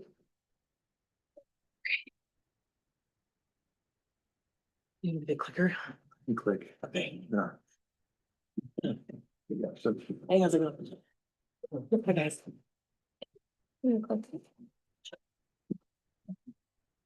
Hey, our ELA department focused on a 6th grade focus for our PLT cycle, and so I teach 6th grade. My name's Bailey Drake.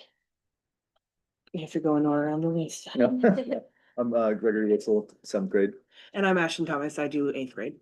And our PLP is also supported by Kelsey Funk from Olivia Bucher, who's our reading specialist. And our main focus is also actually narrative writing, so it's kind of cool to see theirs because there's a lot of overlap and similarities between what they do at MP3 and what we're doing right now. But our biggest thing is we want our students to be really good storytellers. And so when we're starting our narrative writing unit, we're talking about why it's important to be really specific, use lots of details. So that was one of our main focuses for this. Okay, you'll have to excuse my flashcards. I'm 6 months pregnant. Pregnancy brain is real. Done. Brought my flashcards, so I didn't forget what I'm supposed to say. Okay, so our standard for this overarching unit is very long, but basically, it's just students should develop real or imagined experiences using effective technique, descriptive details, event sequences, transition words, relevant descriptive details, and sensory language. And that's what we broke into our learning targets to help us map their success. So why it's essential, each grade level has a narrative writing component. So Bailey does one, Greg does one, and I do one, and they all build on each other. And this skill aids students in descriptive writing and challenges them to focus on details in order to engage their listener and reader. So we're really focusing on engagement when it comes to being an effective storyteller. So for our learning targets, I won't read them all, but they're basically those we parsed out that standard and turned them all into I can statements. And we use those to kind of navigate our unit. And then if you see that image over there in the corner, that's actually a photo of one of our pre-assessments that we all worked together on that Bailey got to use in her 6th grade classroom. To make sure that she really got an accurate data point that she can jump off from for her summative and her formative assessments. So this was a trend that we continued to use throughout our own narrative units to target, but also to expand on the narrative expectations that each of our respective units were asking of, but also then I could build on the previous year's experiences. And then Greg could build on what Bailey was doing. And so it really helped us scaffold what we were doing in each of our grade levels. So when we're thinking about how we know they learned it, like Ashton mentioned, we built our formative assessments together. So the initial data you'll see on the left side is when they first took the test. So it's like a pre-assessment. And then at the end of the unit, their post-assessment, you'll see their percentages on the right-hand side. And so not only did we do a formative assessment in that way, but we also provided a summative. And so their summative was at the beginning of the year in September, they wrote a narrative. I told them you're gonna write a childhood narrative, write me 1 full page. And so they wrote me their full page and then they didn't know it, but we're coming back to the same thing at the end.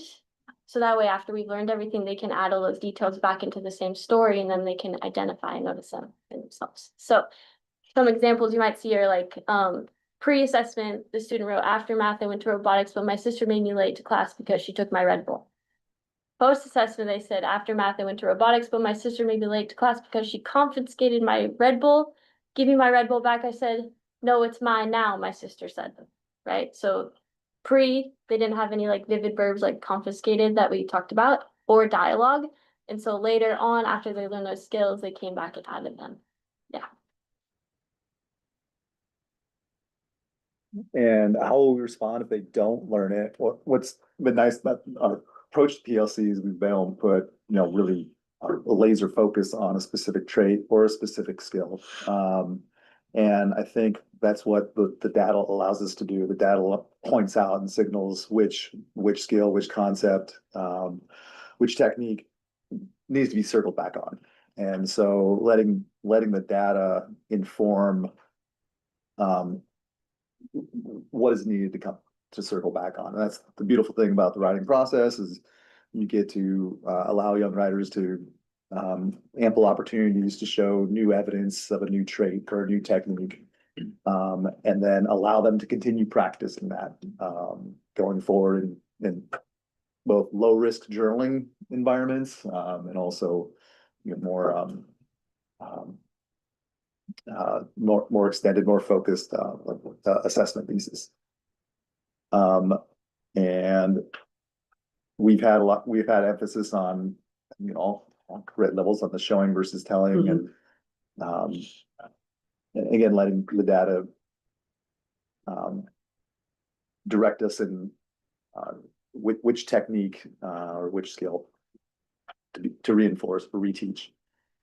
So some examples that are included up here of growth assessment or growth sense assessment from a recent journal prompt that are, with the sensory language are, sounds like crunchy snow in my neighborhood, or you can hear the trees and sticks snapping and snow crunching. And these appeared in kind of more low risk journal prompt practice.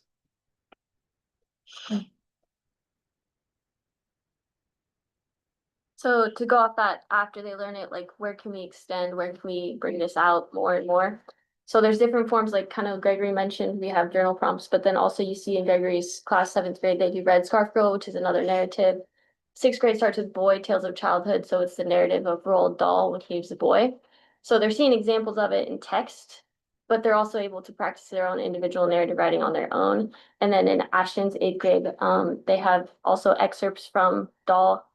Flying Solo? They've got going solo, and they have Fish Cheeks by Amy Tan, and they've got My Mother's Garden, which is a really great one that was published in the New York Times, and then they have Sandra Cisneros, one from one of her vignettes, and so they've got 4 different opportunities, and then they write their own. I give them a prompt about their own life after that kind of relates to the topics that they just read, and then also they have their chance at trying the techniques that that particular author instilled. And then also it like continues to go on. So like we just finished our Titanic unit in the 6th grade. And so this couple weeks ago, we were looking at, because the students were writing historical fiction based on a passenger that was on the Titanic. And so we're still seeing that creative storytelling and using those skills, but in a different lens, in a different time period. And so that was really exciting to see them building on that skills and also adapting more language and vocabulary. So like one of the student examples I really want to highlight here, it's a little bit longer, but it's so good. The student wrote, "My time on the grand ship, the Titanic, has been so outstanding with exciting views and enjoyable activities. I tend to be found making conversation with many people I have not met before, as there are so many people upon the Titanic that I can hardly keep track. For dinner tonight, I shall order off the first class menu. A sirloin of beef, boiled rice, and French ice cream is what I feel like ordering tonight. And I doubt that their food will disappoint. After my very filling dinner, I might go walk the deck for a while, or perhaps I will retire to my quarters for the night, which are so ornate and large, it almost feels like too much room for me and Jean." So it's just like 6th grade. so amazing and really exciting. And I'm like, that's a good storyteller right there. So I feel like the emphasis is still there and we get to build on it more and more as the year goes on. So it's exciting. I did not write that. I did not. Working those guys. Okay, me again. So our focus area has shown us that students latch on to writing principles that when they learn a term, and then they notice it in a text example, and then they're able to create it on their own. And that kind of scaffolding, excuse me, something that we have all used in all of our grade levels in these units. And we're going to continue to teach this way with this sequence.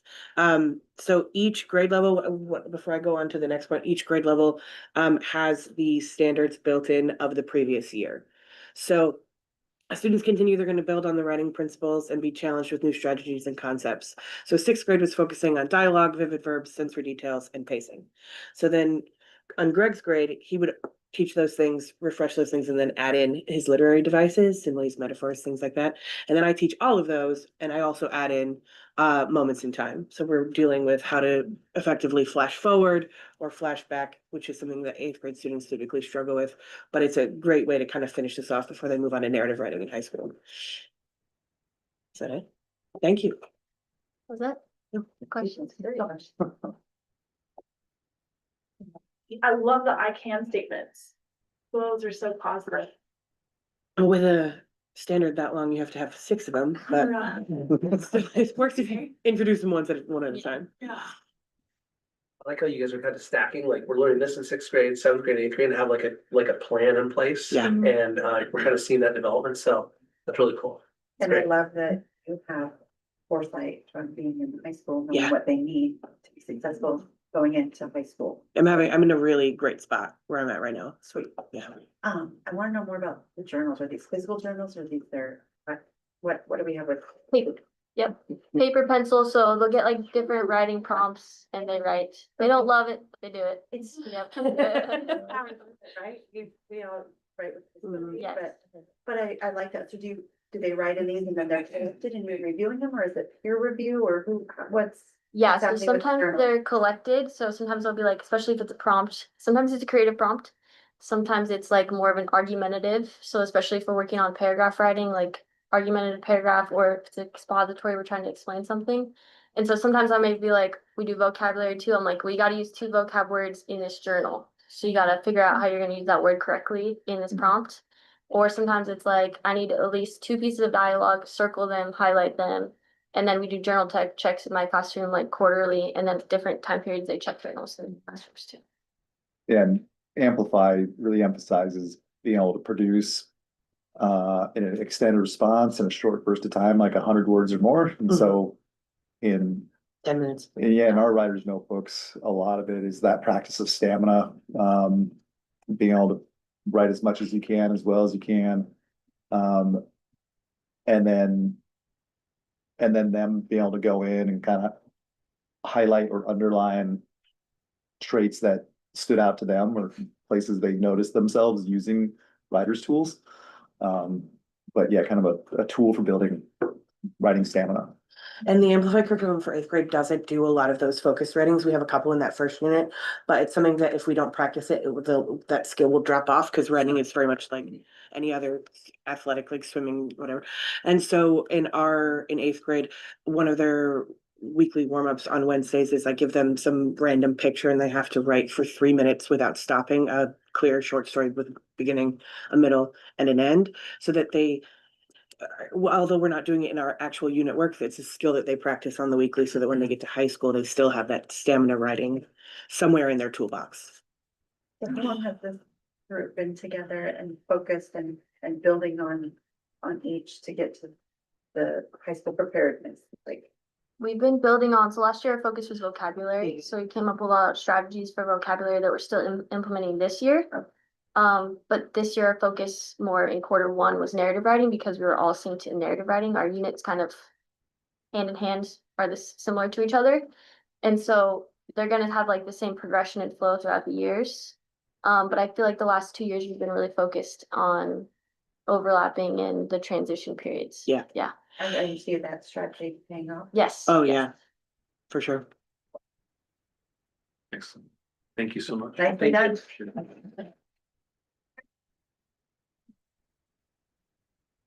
The next group we have up is the IRE first grade, professional learning team.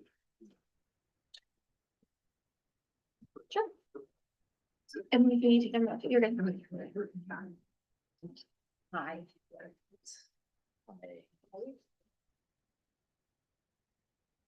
Sorry, I'm keeping track of my slides here. Thanks for having us. Yeah, thanks for being here. Thank you. Oops, No. am I going the right way? Yeah. Oh, yeah, that's right. Okay. That's us. Well, hello, we are the first grade IRE professional learning team. My name is Jordan Walcott. I'm Ariel Colon. I'm Leanne Billmeyer. I'm Lisa Gehring. And Scout unfortunately couldn't join us tonight. So we always start with what we want our students to learn. So our standard for this, we're not doing writing, so it's a math standard. It's solve word problems that call for addition of 3 whole numbers whose sum is less than or equal to 20 by using objects, drawings, equation with a symbol for the unknown number to represent the problem. Apply properties operations as strategies to add and subtract. So it's a long module. We're focusing on that in a lot of different ways with concrete pictures into like decomposing subtractants. So we sit in it for a long time. And that's what we're kind of hoping kiddos learn for this cycle.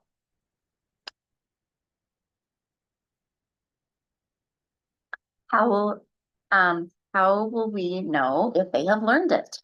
We gave a pre-assessment we did before we taught the module, and we isolated the question for students to read, draw, and do an organized drawing picture and solve to give us information about prior math learning. Because in module 1 and 2, we also taught students how to read, draw, and solve, and it's just being elaborated into module 3. So kids could use number pass, drawing, or a whiteboard and marker. How will we know they have learned it?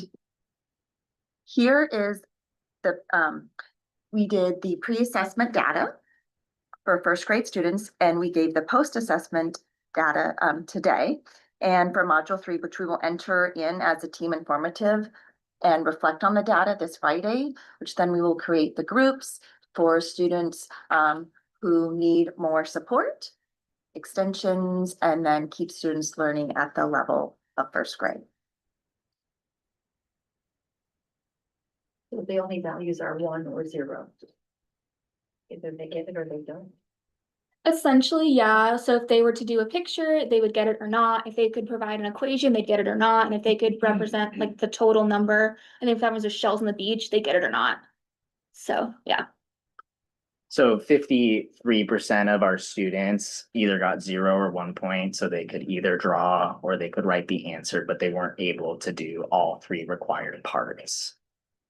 And so how will we respond if they don't learn it? Well, our direct instruction or tier 1 instruction immediately went into these 3 add-end or 3-part addition problems. And so in our new Eureka curriculum, which we adopted last year, there's this structure of students doing their math fluency and then having an opportunity to do a launch problem where they see a visual, they get to talk about it with each other, they get to ask questions.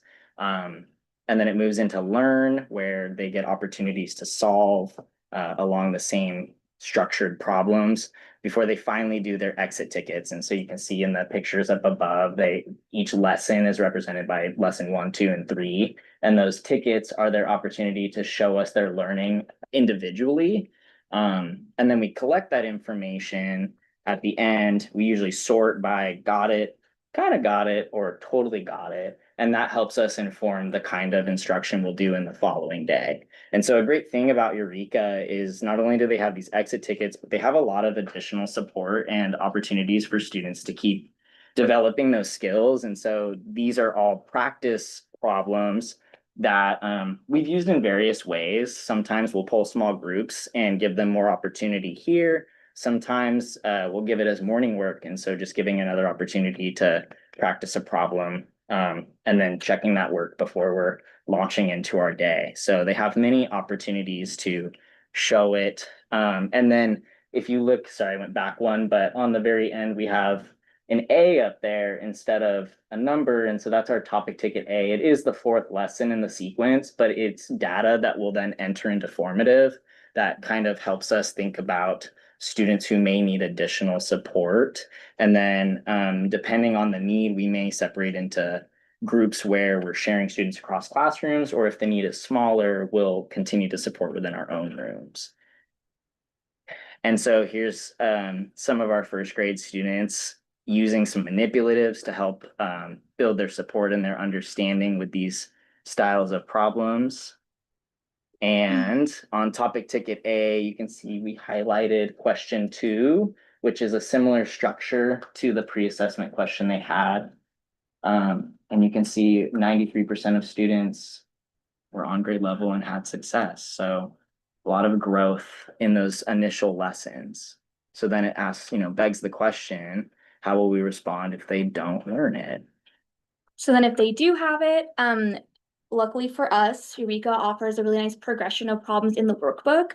So we teach the strategies, and then for some kids, like Jordan showed in the last picture, they're still going to use the concrete cubes, and that's great. That's a counting strategy that works for them.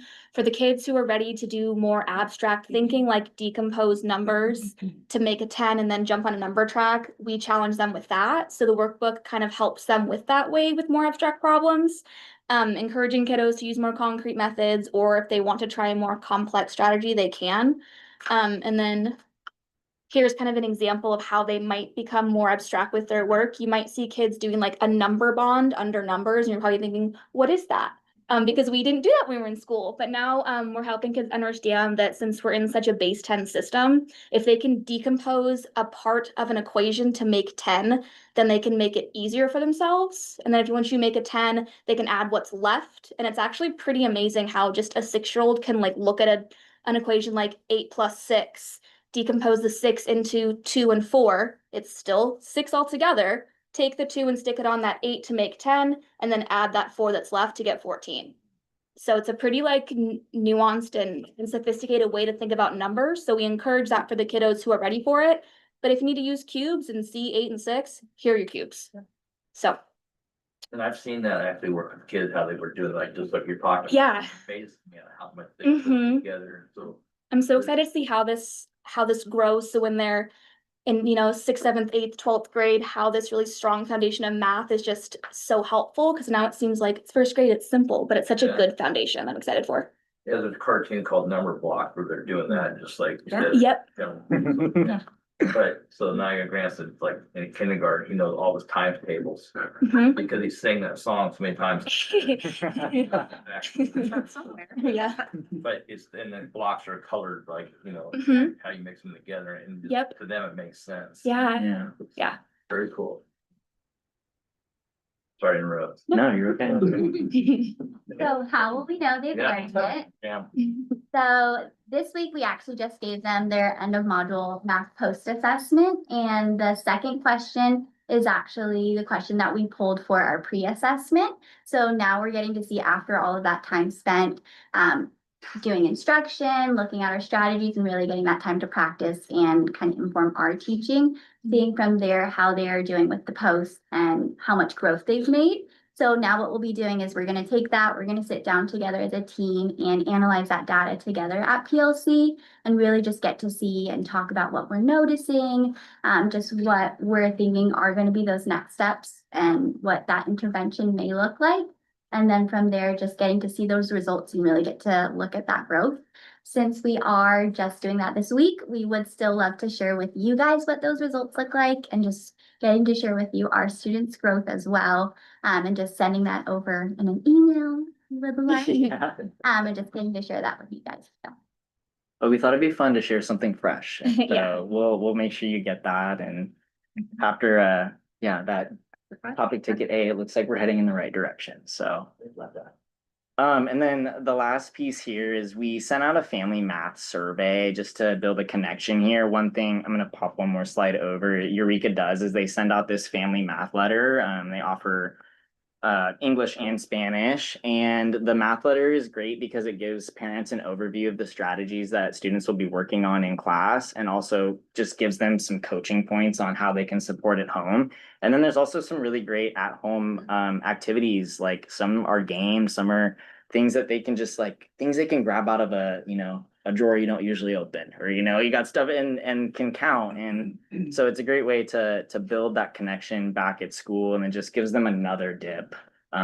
Because these 1st grade essential standards are foundational. They're very important for that trajectory as they Especially to continue. use language like decompose the subtractant. I'll have to yeah, I'll do that with my kids. So the math letter is nice because it gives them like tangible games that like a parent could do, which is nice to have that. So it doesn't seem like it's a foreign language. And examples. I'm going to look it up. It's just the number you subtract. Break apart the So at the time of submitting this to you all, we hadn't received very many responses yet, but I do have some that I just snapped a quick picture of today. And so one of the questions we asked is this year in 1st grade, we have a goal that students can fluently add 3 one-digit numbers, and what math needs do you see in your child? And so this is just gathering some additional information that families are seeing at home. Many families named subtraction as an area of still having a big need, and measurement, which we haven't taught yet. So we were like, that makes sense. Families said that they are likely to read the math letters. There was really no preference for parent square or a paper copy, digital or paper. But the biggest time constraint that families named for barriers in reading and then applying strategies was just not having enough time at home. I'm happy to send over more data along with our summative data if you're interested in that, in those family responses as well. That'd be great. Okay. Reflections and questions. I don't know if this was deliberate, but I loved how you referenced the tools within the curriculum that you're utilizing. Because it's a huge investment for the district with new curriculum, Yeah. or I don't know how long you've been using Eureka. But to hear that there's letters that can go home in 2 different languages, and supporting additional learning at home, or even you know, these exit tickets, and just I love that you are taking a tool that's been provided to you and really diving in to use what's available, and getting the most out of that resource. So nicely done. Say the family connection, this piece is nice because I've sat down with my kids before and be like, hey, this is how you do this problem. And they're like, that's not how my teacher told me. I learned it. We get to the same answer. And so Yeah. having the way you guys are teaching it is super helpful. So. I think it's a great example, and if it's all right, I'd like Mr. Dawkins to speak about such great success around literacy and then moving to math. Eureka we adopted last year, correct? It's our first year? Yes. Actually, there's some national recognition for the great work that's happening at Irene Ryder. Can you speak just briefly? Yes, thank you for the briefly part. To get on a roll and talk about math, but yeah, so Eureka we adopted last year in partnership with Adrienne Samara, Director of Teaching and Learning. So I'd be remiss if I didn't shout her out. And a team of teachers, and we adopted a curriculum that's considered one of the top in the country, based on ed reports. And in most schools, when you adopt a new curriculum, you see this thing called the implementation gap, which means that the achievement kind of dips, and we have the opposite happen. Our achievement increased by 5%. And that's in their first year of using it. So that was kind of not the norm. And so Eureka, after our representative asked, like, how's it going? They're like, we want to feature you in a national story. So Meridian's name is out there across the country and all the ed kind of geek sites about how we've implemented a new curriculum and achieved results in the first year. So just really proud of everyone's work and all the teachers and people that have put a ton of students. Well, if we don't get it up to the national level, I'd love to see it in our own newsletter, exactly what you just said about the increase in 5%. Utilizing a top curriculum out of the country. I think our community base would love to hear some really positive information like that. Great Just curriculums like- provide great resources. Excellent work. Thank you so much. Thank you. guys. Thank you. All right. Last but not least, we have world history, 9th graders, social studies. Mr. Lawrence, Webster, and Caitlin Olson. Hello. Hi. Very familiar faces.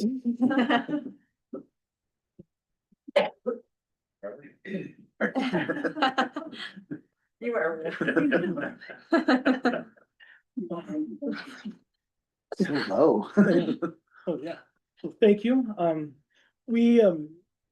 guess we'll letters of teeth first.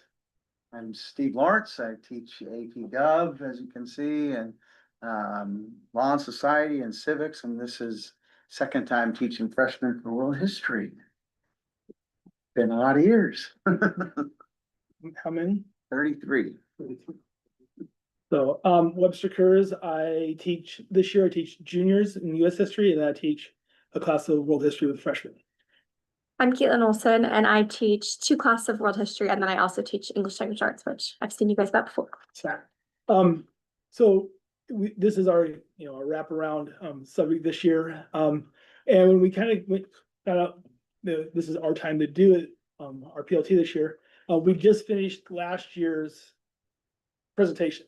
And so to go back to last year, oh, this is what we're doing, it's kind of like redundant to me. So we're kind of in the middle of this one. So not everything is finished, like the elementary, they're still kind of finishing up their topic or their cycle. So our overarching standard hasn't changed. I don't think it'll change too much in the next few years. They are changing the social studies standard, so it might be a different number coming up, but our focus is making claims, providing evidence for those claims, and then using reliable sources, and then eventually using explanations to say this is how that evidence supports my claim. So a lot of it is just trying to find sources, reliable sources, and so on. And so you can kind of see the focus there is, we started the year focusing on our claim, and evidence. Now we're really focusing on the evidence, and then as we go the rest of the year, we're gonna focus on explanations for the evidence. So for the unit 4, this is revolutions, and we just started unit 5 this week, and we combined those two together. Our central question for unit 4 was how people transform political systems under which they lived, and where these changes felt equally around the world within the communities. Not much is changing for industrialization, but instead of political, it's industrialization change societies. So how will we know they learned it? In the program we use is called OER. It's a free open education resource. And it's and we adopted it a couple years ago. This must be our 4th year or 3rd year. What? Third year, because the juniors are the first year. And so they just revamped it, but the idea of it is really thematic. So we've kind of started with the global tapestry. Last year we talked about the climate exchange or transoceanic, and so now we're kind of in this portion of revolutions. And so this year they revamped it and they came up with this program called Quill. I know a couple of English teachers have used it, but it's kind of, they use it, it's on the computer, and basically they use kind of an AI type thing to get kids to rewrite their stuff. So the questions that we did for our data was using evidence, finding evidence. So the 3 questions were, revolutions that erupted the Atlantic world because, and then, but, and so. And so what they had to do was, for each of those questions, they had to write a prompt or answer the prompt using an article that they had already. And then they would kind of go say, this is good, or they go, oh, you need to revamp it this way, you need to revamp it this way, and so on. And so it was kind of an interesting way for them to kind of look at evidence, both pro and con. Like the second one is supposed to be the opposing idea. So a pro view and then an opposing view. So the next slide, this is kind of the scores we had. This is the first time I used it, so we didn't know that you had to make a teacher account to get access to all the resources. And so since I was the last one to do it, I had I made an account. Go, I was able to get the sources. My first period kids all did it, and no one knows that we don't have their data. Because I go back in to look at their scores and there's like nothing there. And the kids were going in to try to revamp their own, and other students' stuff was appearing. So the program's pretty interesting because you have to, when you write something, it's gonna come back to you, well, try this, or look for it gives them a prompt. So it doesn't just say, you need more, right? It guides them. You need more evidence from the article, or which countries are you talking about that came about? And so it's good, but like Webb says, you have to have an account so you can see what they did. And it's a little what would you call, like, it's a little particular restrictive. It has a response at once. And that doesn't always align with what we want them to learn. And so I think we're gonna keep working with it as it kind of goes forward and see how it works with other ones. To like add on to what they're saying, what I love about it is obviously if there's like 31 kids in my class, I can't sit there with each child and tell them like, oh, you're missing this piece of this. So I love that it's like, ooh, not enough, come back. Cause kids, they're gonna try and do like the bare minimum a lot of the time. So I like that they're like, ooh, you need another source, like, ooh, more. I like that because I can always like sit there and push every kid to do that. But I don't love that it's so restricted that it limits their creativity and their thinking a lot. I'm not a teacher. There are certain things where it's like, what year did this happen? Like, you either get it or you don't get it. But there are a lot of things that I want to hear their perspective. And I like it when it challenges me to do what I thought about something, or like expands on something that we've talked about in class. So I don't love that it limits them, but I think like when used properly, it can be a really cool tool moving forward. And I think, we're obviously all learning how to use it, and we'll get better at it too. So So for our, kind of the data, I think Mr. Lawrence did have one class. And so if you look at kind of the scoring 3 out of 3, basically gave him 5 chances to get it right. And so we had 25 kids total get 3 out of 3 out of 43 that completed it. So that's pretty good average, and then they get like 5 prompts. We had 14 get 2 out of 3, and then we had just 4 get 1 out of 3. So, the first time going through it, it wasn't bad. It's interesting because like of my 2 kids that didn't get it right, I probably would have given 2 out of 3 because like, you'll see in the next slide, this is kind of the feedback page. And so like the first one, it says, the question was, because. And so they wrote their answer. And then this is their first response, the revolutions erupted through the rank, from because access to property, resources, and materials conditions were terrible, so the economics and government were poor. So their feedback was materials did play a role in the radical revolutions. Add more information about the impact and conditions, what was there. So they didn't give them a point. And then if you go down here for the third one, it's almost like they got the answer right, but it was a run-on sentence. So you have to redo it again. And then, write a single sentence.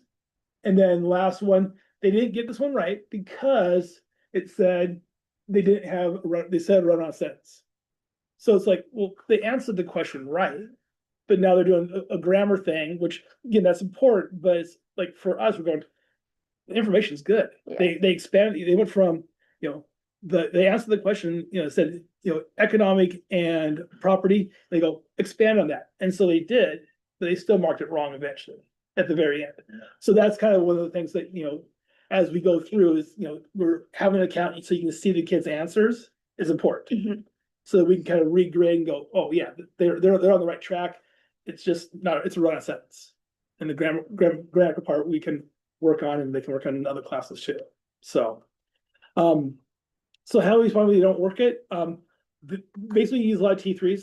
That's, the high school level, that time is valuable. And it's, I know like, we have kids sign up all the time. A lot of times we have open sessions, we'll have closed sessions. It's hard for Mrs. Olson, because she's also teaching, her English classes too. And so, doing that's hard. So sometimes those kids will come into maybe Mr. Lawrence's class also. The T3 and having 3 teachers all at the same point, that is nice. So, we use accommodations, bolded information, kind of like help with bulleted, graphic organizers, and then help after school if we can get it. Some kids do. I have a couple kids that come in after school quite a bit, and then some will come in, at other times too. Just to add something here, something I love about our alignment, we do formatives like every Monday to just sort of like a quick quiz. It's open note for kids just to see where they're at and what they learned the previous week. And I find it to be really good check-in for myself to like, oh, everybody kind of missed this, which means I missed this. And so like, that's something that I can reteach, maybe at the start of class, I touch on something and like, hey, seems like a lot of you didn't get this. Like, let's quickly go over it. Or if it's like one kid in particular, then I know I need to assign that student to my T3 and like, we need to have more of a one-on-one conversation, or maybe it's 3 kids or whatever that is. And it's really, really helpful. Like they were saying, like if I have to help kids with essays for English, then I can say, oh, Steve, like these kids need help with this particular thing that we learned last week. Can you help them with that? And it's really, really helpful. That time is like so valuable for us for sure. And this curriculum helps that a lot because we can sit down on our PLCs and figure out exactly what we're doing that whole week and making sure that it's aligned, and it's all online. So we can access it, kids can access it. If somebody's absent, it's right there in Google Classroom, it's attached, and it's all the videos we show are all attached to it. So it's really helpful, especially for, I don't know, a kid gets sick for a week. Yeah. Like they can access everything, even from their house, and it's a pretty good curriculum in that way. Yeah, it's great. Alignment. How they respond, they already know it. A couple ways we do it is one is help other students. And then the other things you do is just, like I always do for like essays, going, you want to do this argument, this evidence, do the other side. Stretch yourself and go, I got to find evidence this way. And so those are a lot of things that we kind of do. We try to give a lot of our projects, give them choices on what they want to do, essays, presentations, posters, and they like that. And then the PLT it really helps us stay on track. especially because like, again, the OER just changed the whole curriculum again this year. I think it's better, as they go on. One of the things that we haven't used as good as we can is every beginning of every unit, they have like a problem question, so almost like a pretest. And so, you need to kind of use that a little bit more. Because at the beginning of the unit, and they have the end of the unit, the same question, but how do you change your learning? And so you can kind of continue to use that a little bit more as we go forward and as we go into the next years and stuff. Thank you. Are we allowed questions now? Yeah, sure, yeah. So I need a little bit of clarification here. The OER Mhm. is your curriculum? Yeah. Yeah. Now, you say one of these services was complimentary? What did I miss there? Yeah, the quill. Quill is Yeah, complimentary. and I don't know if it's just this year or how that's gonna work, so. Okay, and with the AI prompts and Yeah. how you're learning to teach with the AI and all of that, at what point have we solicited for student feedback on how they're engaging with it? You say you love it. Do our students love it? We don't know. I mean, we just have like anecdotal evidence on that. We didn't like do any survey or anything. Right. Well, But, most information out of yeah, conversation. and I had kids really like it, and I had several really dislike it. And what was interesting was the more creative the kid was, the more they disliked it, and the more just sort of, I don't know, basic, like, I need to just get this. They liked it. And I think the lower kids I had liked it even more, but Okay. my high end kids did not. Felt it as a little more It was, restrained. Yes.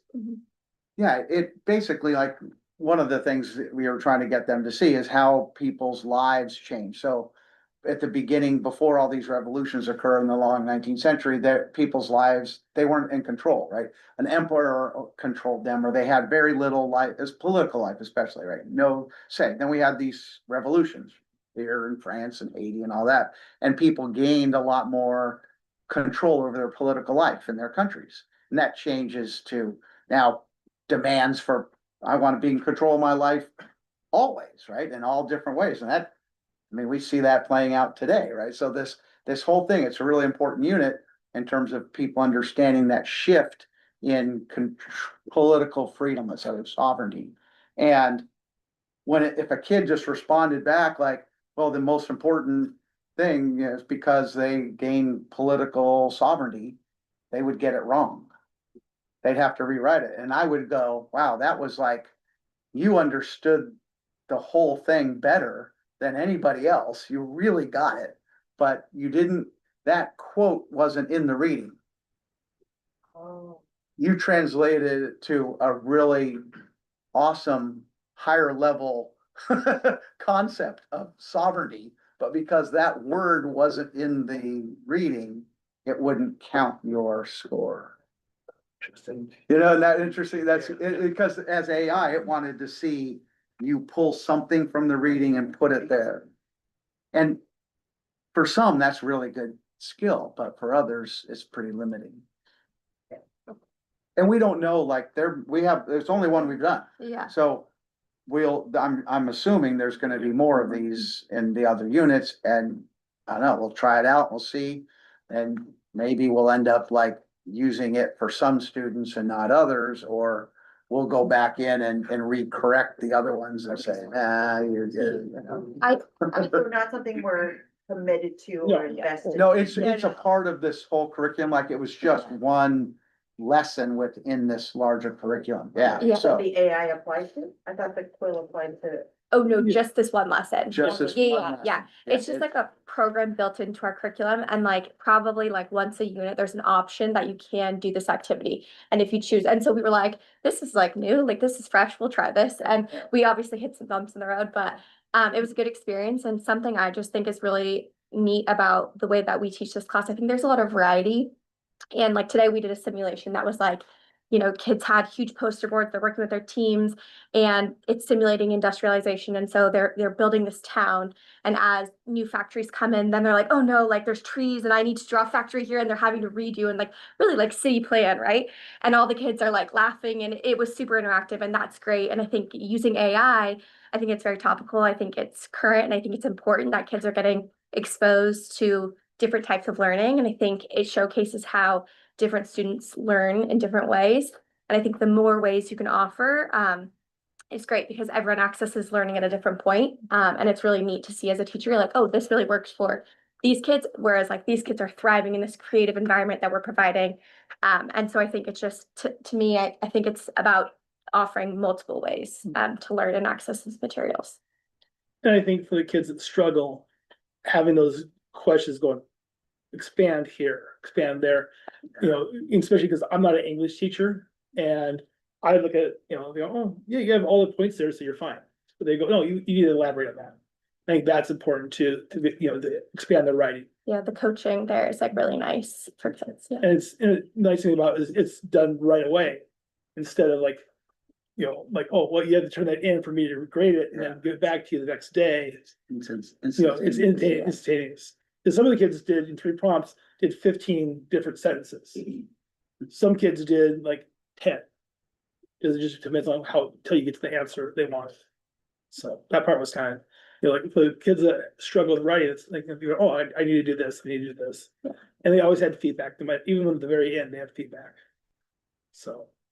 I appreciate the example of dipping your toe into something, and I think, you know, when we look at what OSPI has professed in terms of examining AI, it's the human input, AI, and then the human output. Like, you don't just take what you get, or if you have a prescribed program and it's prompting, there's a value, but if your purpose is to understand what the reason is that revolution made an impact in society, then you're not talking about raw sentences. Right. So that's the work you do, is like you do that transfer with your students to navigate that. Yeah. And I did find a couple of my high-end students it was a fun conversation of them explaining why they thought they were right and the AI was pushing them to this, and they're like, but this is really what you wanted to know, isn't it? And so, I don't know, that was pretty cool to see them kind of almost fight with the AI response and stuff. Yeah, I kind of loved being like, oh, see how AI is wrong? This is what I'm like, oh, interesting.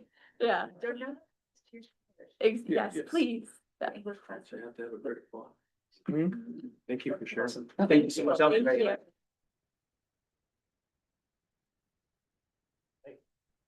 On to new business, we have a review and approval for the Aldrich Consultant Agreement. So this is an expedited request. We have a student that we have a need to have support from Aldrich Educational Therapeutic Consulting. We've contracted with them before. This student has needs beyond what we can provide in the district, and has some disqualifying characteristics for placements in quite a few places. And so this consultant is to help identify a placement, and then also to help navigate placement once that's identified. So this happened yesterday. So the urgency behind it is helping us make that placement sooner than later. And so even was, yeah, first review, we're still asked to. Any questions?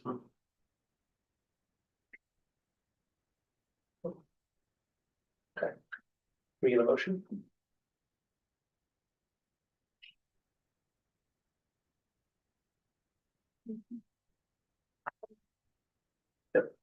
Okay, I'll make a motion to approve the Aldrich Consulting Agreement and expedited approval as detailed in the attachment. I'll second. Okay, all those in favor? Aye. Aye. All right, on to old business, second review and approval, Wacom ELC Architect contract. Dr. I'm sorry. Oh my goodness.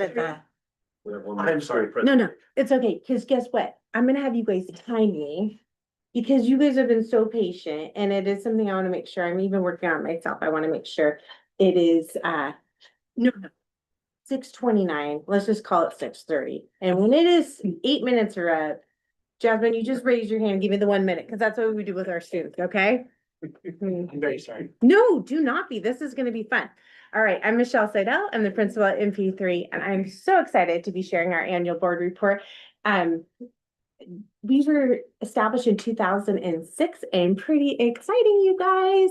We just had our 20-year anniversary, and so here's a sticker, just to, put on your water bottle, whatever, wherever you might. Yes, exactly. And I'll make sure I get some to Logan and Eden. And if anybody out there would ever like a sticker, we have lots of them. On our campus. Speaking of campus, we have a campus and a remote program. We serve students kindergarten through 8th grade throughout the state of Washington. We're an alternative learning experience. So you'll see that term ALE.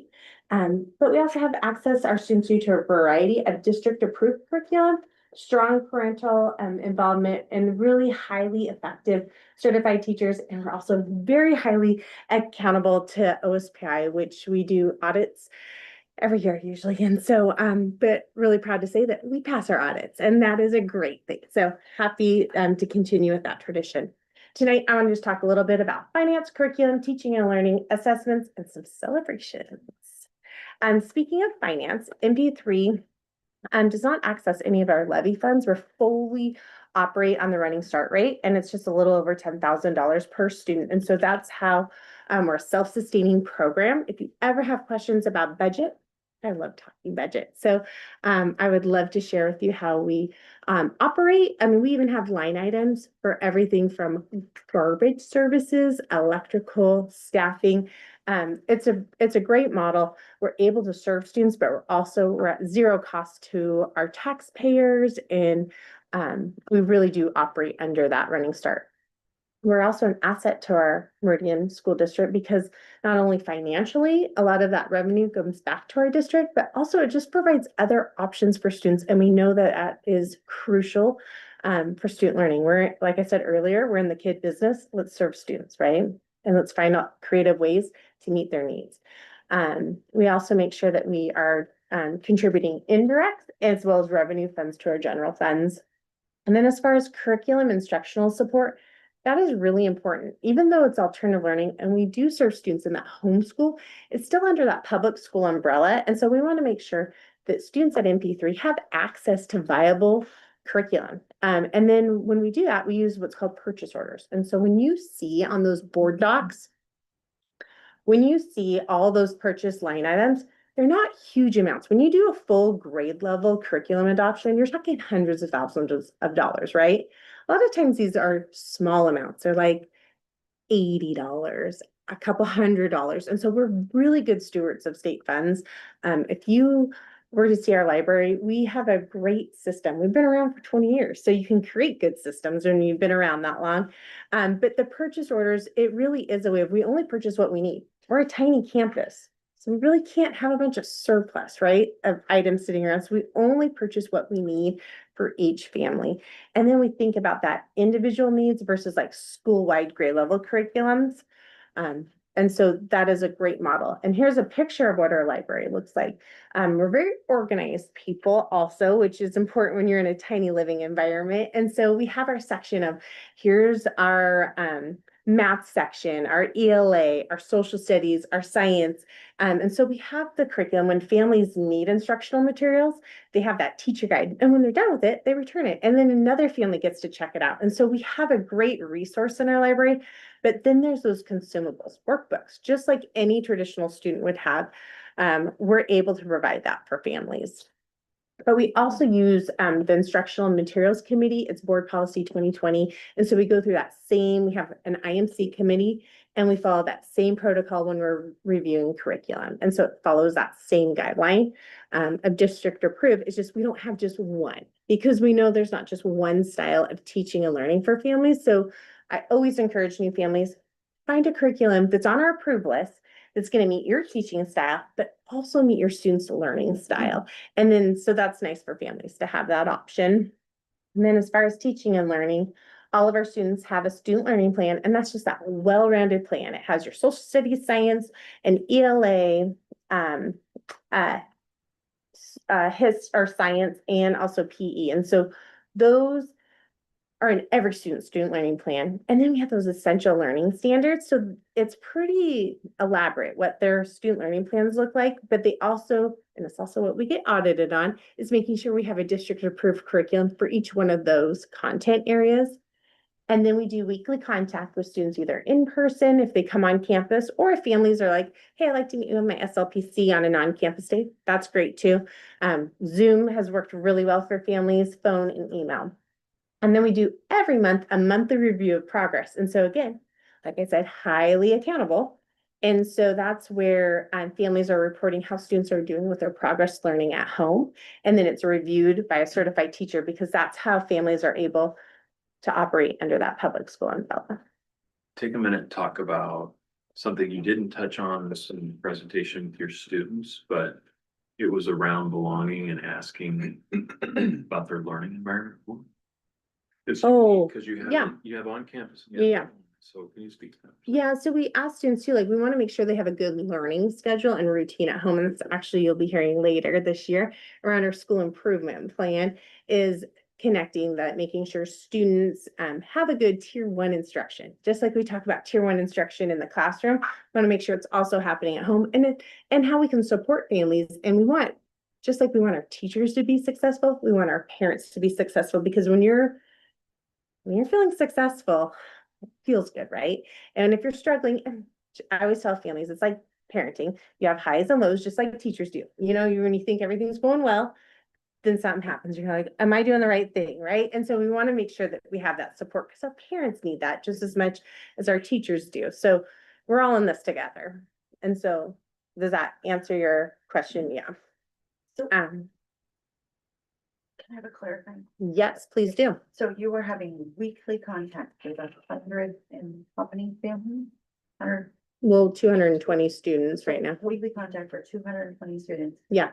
and then But it also counts when they come on campus, and that's about 170 students. So by being in your campus class, that counts as your weekly contact. So then those other 50 students, we have our SLPC team, and then they connect with them, because that's also what we get audited on too, is making sure we have that direct student to student contact. And then monthly, we need that parent to parent contact. okay, so Mhm. weekly is with students, Yeah. monthly is with parents. Yeah. And many times it's more than just monthly with parent, but that's the requirement.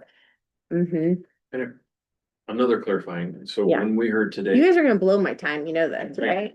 Just kidding. When they say that we have 16 Yeah. to 20, did Janet and Rachel also have SLPC? Mhm. So our So they were, or SLPC students, so they were speaking about in class only. Yeah. So they have other students. Oh, they have 47 on their caseload. Right, so it's those days that they're, Yeah. because they're only in class Monday, Uh-huh. Wednesday, Yeah. but they're full-time. So they're doing that other contact Mhm. Tuesday. Thursday. They're actually over a little bit on their capacity.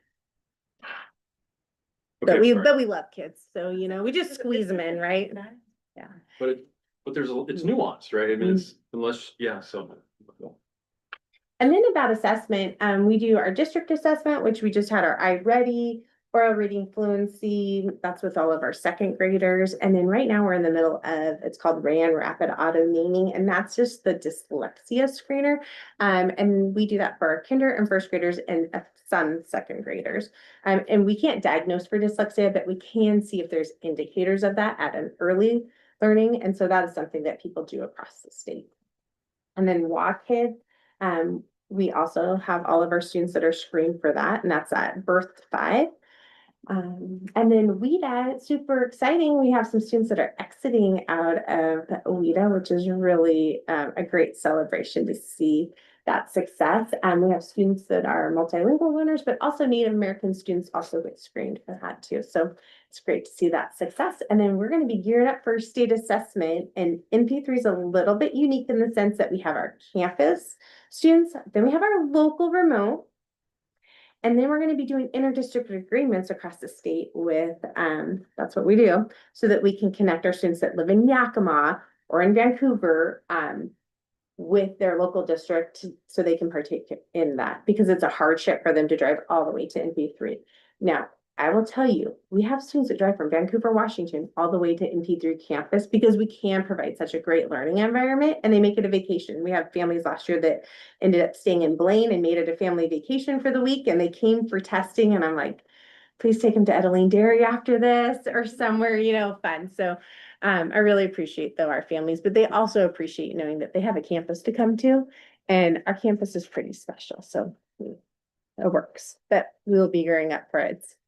It's a lot of a little. And then this is kind of interesting because it's our school report card that's on OSPI. And so they pulled data from this year and it just got released actually just a couple weeks ago, that top part for 25-26. Says we have 218 students actually as of Monday was count day, the first we have 222. So but you would think, oh, you just got a couple more students. No, we have like 7 students who left, 4 who come. So we have a high mobility rate, but that's also the nature of ALE. And I'm glad we're here for students. When you need us, we're here. And each year is different. And sometimes families have 1 kid in our program, some in a traditional. That's okay. We're here to serve students and families. And so sometimes they come to us and then they leave and they come back, but they know the door is always open. So I do appreciate having that for kids. But one thing that's interesting is that our low income rate is growing for MP3. I can't guarantee, I believe that this information on OSPI is accurate, but it has to be. So I do feel like I'd like to dig a little bit more into that. But I do believe that that number is growing because things are expensive right now. And so I think that people's salaries aren't keeping up with the cost of living. So it could be true. And then there isn't any data for English language learners because if the number's under 10, you could identify students, so the state won't post that. So our numbers for ELL are actually very small. So just know it's under 10 students. And then finance, that's that running start rate, 10,291. And then attendance, the thing is with this one though, we're on seat based. So you're not on seat based. So we do the weekly contact and when we're at 98.6%, sometimes that's when families have missed weekly contact. And then if it becomes a pattern 2 weeks in a row, then you go into intervention. So we have protocols in place for that. So that's why our attendance rate is so high because when you're non-seat based, it's a higher percentage. And then as far as assessment, that first section there, that's for students who are getting a level 2. So that's knowing your foundational ELAs and math and science. And then when you look at the scores to the right, that's at proficiency and above a level 3 or 4. And so that's where our school improvement plan comes into play, where we're really focusing on tier 1 instruction and making sure students are still making growth.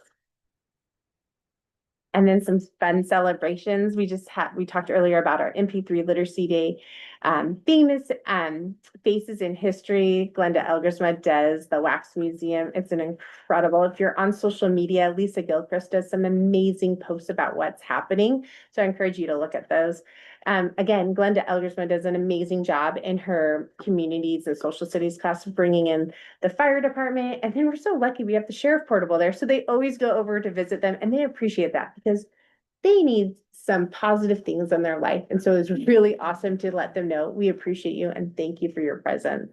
And then our MP3 Share Fair, and we got to couple that with our 20th anniversary. Our student advisory committee, we met them earlier tonight. They're doing incredible work. And our PLC teams are just doing an outstanding job. And I appreciate them all so much. Just their collaboration and just willing to try new things. And like Janet and Sarah shared and our other teams, just those Vapor Days that we had in October are phenomenal. It's learning from other teachers. We're learning from our own people. That's awesome. So I think Meridian is hitting the mark right now. So kudos to everybody in our district for that. And then kind of a fun picture here. You might recognize that little girl there. That's her in kindergarten, Isla, who was here tonight with the dark curly hair. She's been here since kindergarten and now is an 8th grader. And actually kind of fun story. 3 out of these students go to MP3 still, and they'll be graduating. And I actually see Ava in the middle. She goes to Linden, but I see her at sporting events. They're very active. And then Miles is also, I think, attends Meridian Middle School. So kind of fun to see our students. So thank you so much. Okay, what was my time? 14 was some distraction. That's an actual number. Nicely done. Did you minus the minute, the questions? Thank you, Michelle. Feel like you might have set me up for that. You think so? Uh-huh. Well, it's, Thank you. as we always Thank say, you. it's a very special place, so thank you for. Well, thank you. I appreciate your guys' support a lot, so thank you. Michelle, how do Yes. students transition from 8th grade to high school? Oh, that's fun. Sorry, more time. No, start the clock again, Robert. You know, it's different each year. I can't quite find a trend. So like this year, many of our students went to their traditional local districts. The year before that, almost every single one of our 8th graders went to Meridian High School across the parking lot. And so, you know, when you have siblings still at MP3, it's kind of nice. Meridian's a great place, and I think families, I know they know it's a great place. And when they find out how awesome our high school is, I think they think, I mean, there's opportunities. It's a small school, great kids. You have opportunity in sports and multiple sports and activities. We have a good culture in Meridian, and we have a great reputation. And so I do encourage them to explore all your options. But many times, you know, they say, oh, I wish MP3 went longer. But then when they get to 8th grade, I think parents are like, it's a lot when you've been homeschooling since kindergarten to 8th grade. And they've done an incredible job. And I always think you've prepared them. They are ready for these next steps. And so when they go to high school, they're successful. Logan, she went to MP3. It's a success story. Many of our students that you see at our high school that are involved in clubs and activities, they're thriving. And so it's pretty cool to see that. And for the younger students to see older, because they knew them when they were in 1st grade and they were older, you look up to them. And so I think they do well with that. The other option, so is that there's online high school, and then eventually they just transition over to Wacom or Yeah. some other opportunities for high school. Yeah. credit. Yeah. So, Yeah. Thanks so much. Thank you, Cheryl. Thank you. Okay, since we jumped ahead, new business, we're good on. Okay. We will go to old business, second review and approval, Wacom ELC architect contract.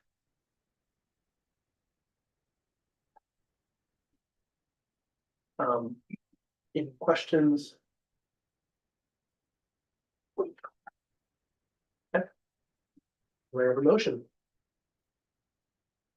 I will motion to approve the ELC architect. I'll second. All those in favor? Aye. That's passed. Last thing on the agenda, Dr. James Everett. Superintendent report.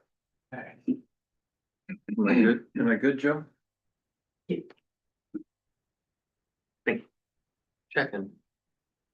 Okay, so a couple of fun things. We have our girls bowling team is going to state.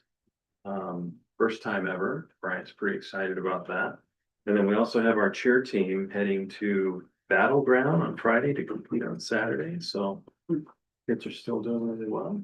Right? And we were in our 30-day ahead meeting, and Brian was explaining about how getting to state is probably more of a burden for our cheer team than when they get to state. Is that accurate? Yeah, so there's some good excitement about what may occur.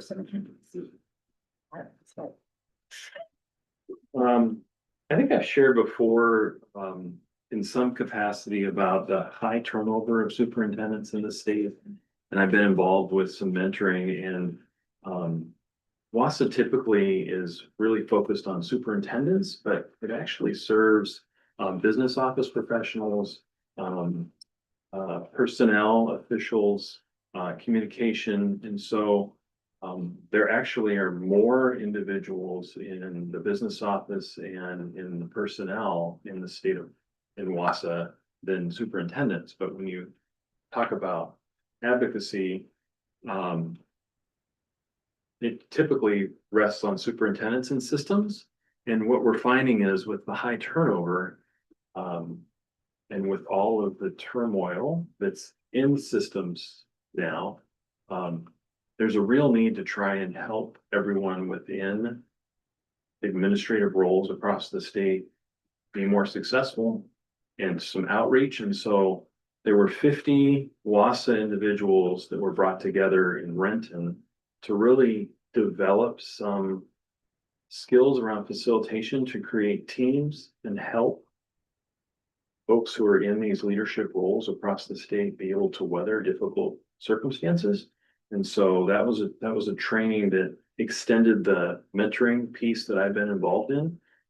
And the basic premise is if we don't take care of the folks that are leading systems now, we're going to be even in worse shape when we have all the external pressures that are occurring, whether it be political, financial, or you fill in the blank. And so it's a moment in time I haven't seen with WASA to say, if we don't take some steps to help buttress up the leadership that exists, then we're gonna have some difficulty. So I spent a little bit of time, and as I learn these things, I also am able to bring them back into our system and share the things that I'm learning.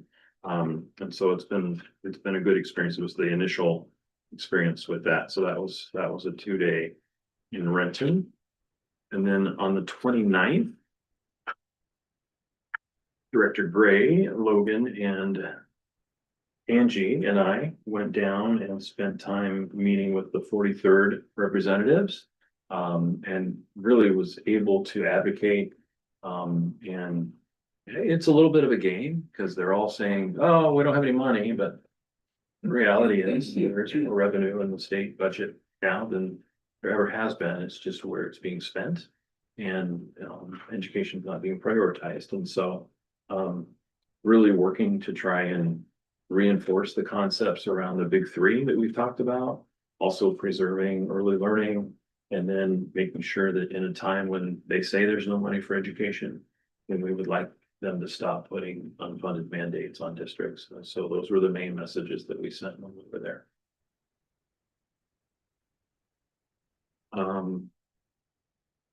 Last week on Friday, you'll see in the right there in the nice bright orange vest, it's Dr. Harble. So we participated in a safety summit. So we had Michelle Ellis, and we had Robert Kratzik, and we had Dr. Harble and myself and Mr. Beatty from Irene Ryder. They are all participants in the safety committee. And this was a safety summit that the ESD puts on, and they support our system and other ESD systems with safety structures. If you remember 2 years ago? Yeah. 2 years ago, we, under Kurt's direction and working with the ESD and with the Whatcom County Sheriff's Office, hosted a reunification exercise that involved other districts around the county. It was countywide. And so this was, I think, one of the first ones since that was more than just Whatcom County. So there were representatives from other districts that were there. So spent some time in the morning talking about some changes that had happened, and then in the afternoon, people took on roles and moved tables back and had a reunification. There's a gas leak, and so what do you do? And we'll take different roles. And so just like any other skill, if you don't practice it, then you don't have it. And it doesn't really matter what the situation is. There are going to be some things that you're going to have to mitigate. And so hats off to our safety team. And then I don't know the gentleman, Kurt, you might, but there's a gentleman that's a retired police chief that was also wearing a ESD badge, and he was there doing some facilitating. And I pulled him aside and I said, okay, superintendent here, I recognize my role when something happens that requires your assistance is that I defer to you. I become a contact for you. I'm in command, and I'm not really out doing some of the work that Kurt and others are doing, have roles. What's the best thing I can do to ensure that I'm providing the support that they need? And his comment was, you find the person you trust the most and have them run the show right now, because you'll be engaged in whatever's happening. And so that's Kurt, and that's the team that he's put together. And so it was fun to be there and watch the different pieces take place. And rating was elevated a little bit. Lori has done a phenomenal job. You see the box on the left there, it's a rock box. Can you explain? I mean, I know, but you do a better job. So rock box is It's basically a box that contains everything you need to reunify a school. So it has notebooks it's based off the incident command. And it's based off of the I Love You Guys training and program. But it has the notebook for the incident commander. It has the operations manager's notebook. It has everything that you need to reunify the situation, down to wristbands to make sure that everybody's marked. It has pencils, radios, the forms that the parents are gonna fill out when they come in. All of that information is in this one rock box. Lori has done an amazing job of putting it together. And then when we actually used it for the event 2 years ago for the practice, it got torn apart and then she put it back together. And even at this event at the ESD, because I've seen her do it, I felt bad about pulling another one apart, but it wasn't ours.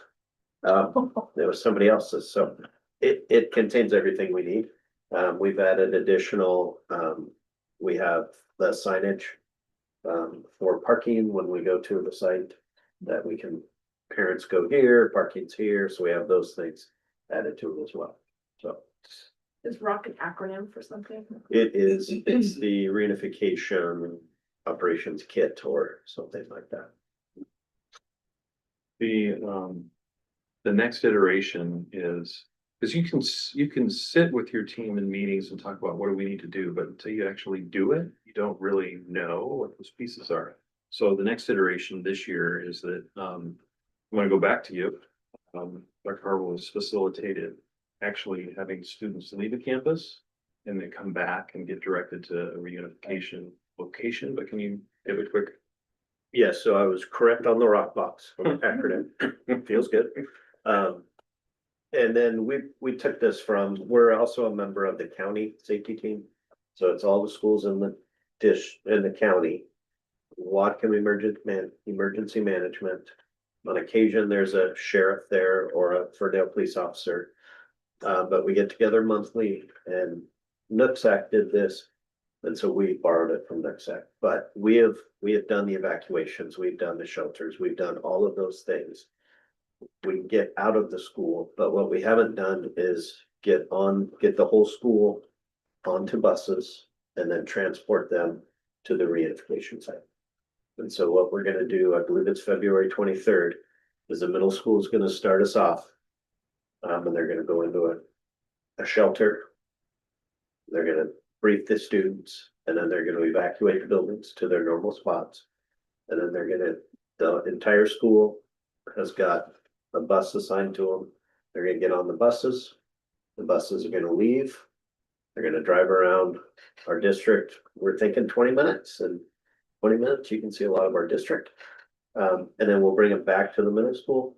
We'll unload them as if we were at our reunification site. And then the sixth graders will all go, this is not exact, but the sixth graders will all go to the small gym, line up in class. Attendance will be taken. Seventh graders and eighth graders will be in the bigger gym. Take attendance, and then once that process is done, they will be released back to school. So a million questions running through my head. Number one, how far in advance and are we going to be communicating with parents that this is happening? So Robert has already communicated with the middle school family, middle school staff. Lisa has a progression of communications that are gonna be going out. I believe starting next week. And maybe to our community when I see all of our buses Yep. midday circling for 20 minutes. I've notified the sheriff already that this is what we're doing. But Because I know that we'll be blown up. Yeah. Like our phones will get blown out there. the goal is that you don't. Okay. And then the plan is we're gonna start with the middle school. We're gonna do the high school and MP3 next. And then we'll do Irene because it's the largest. We do that in May. And then lastly, a lot of moving parts. Yep. So who are gonna be your observers to kind of give feedback on what went well and what needs improvement? For this first one, we're just trying to make sure that we get students from A to B. We've had, the goal would be the next one, we invite the sheriffs in. Okay. I've already had a request from Lee Linden School District for an observer to come in and watch. And so it's, the nice thing about the county team is it's very supportive. Because we realize we all have to do this. Hopefully, none of us have to actually go through it. But it's been very good at problem solving and how would you do this? How would you do that? So they'll be observed, and then we'll do one thing that we didn't do soon enough after the event we did 2 years ago was debrief. And so we've already shared with our safety team that, hey, we're gonna spend 30 minutes, 40 minutes debriefing afterwards. And then when we come back, the rock box will be there at the middle school in the gym. And we'll have the signage up, so it'll be a chance for our reunification team to kind of set up the gym. So we're excited about that. That's great work. I like it. Yeah. It's necessary. Yeah. It really is. Does our risk management help us with any best practices or not? I think they're available. Yeah. Most of that's been through the safety.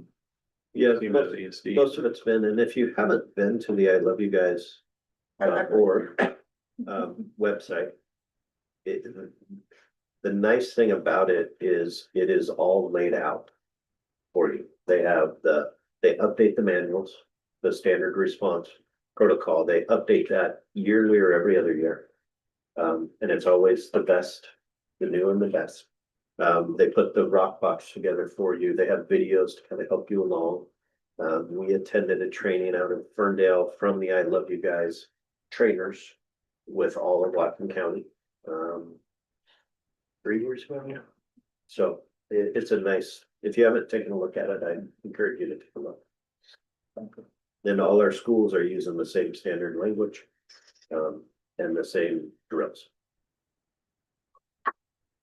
As is the sheriff's department. Thank you for that. Should have warned you a little bit.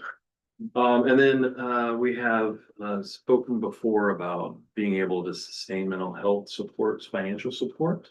And so I will say that the federal government is not in shutdown anymore. And one of the good things about that is that the federal title funding that was threatened has been funded to the same level as last year. So that's positive. And there was action made by the ESD to preserve the funds for our mental health counselors, and we should get an update on that on Friday. So, but at the same time, Friday, we have all the districts are meeting for a lunch in Bellingham. It's a collective effort. And we have people from each of the districts and board members that are coming. So Marty Gray is gonna go, it's either chair or vice chair, and I think you're in the air at the time. Yeah, so that will be on Friday, and then Dr. Harville and I will be heading to the National Education Conference in Nashville next week. I think it's 26 degrees there right now, and you were just in Cincinnati, right? It's 4 degrees. Yeah.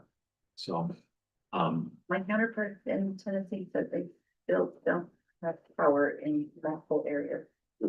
fantastic. Okay. So see what happens. Then we have midwinter break coming up, and then President's holiday, and then our next board meeting is the 25th.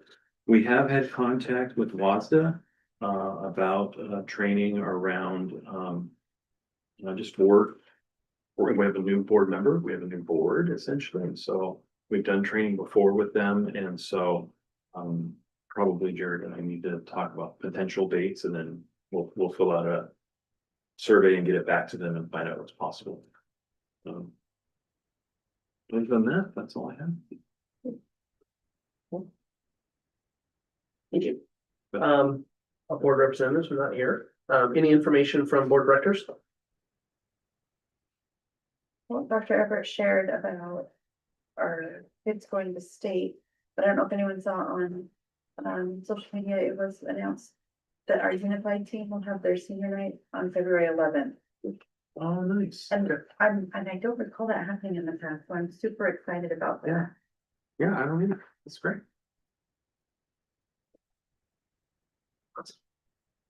All right. Well, we will adjourn and sign official documents. Thank you. Thank you. So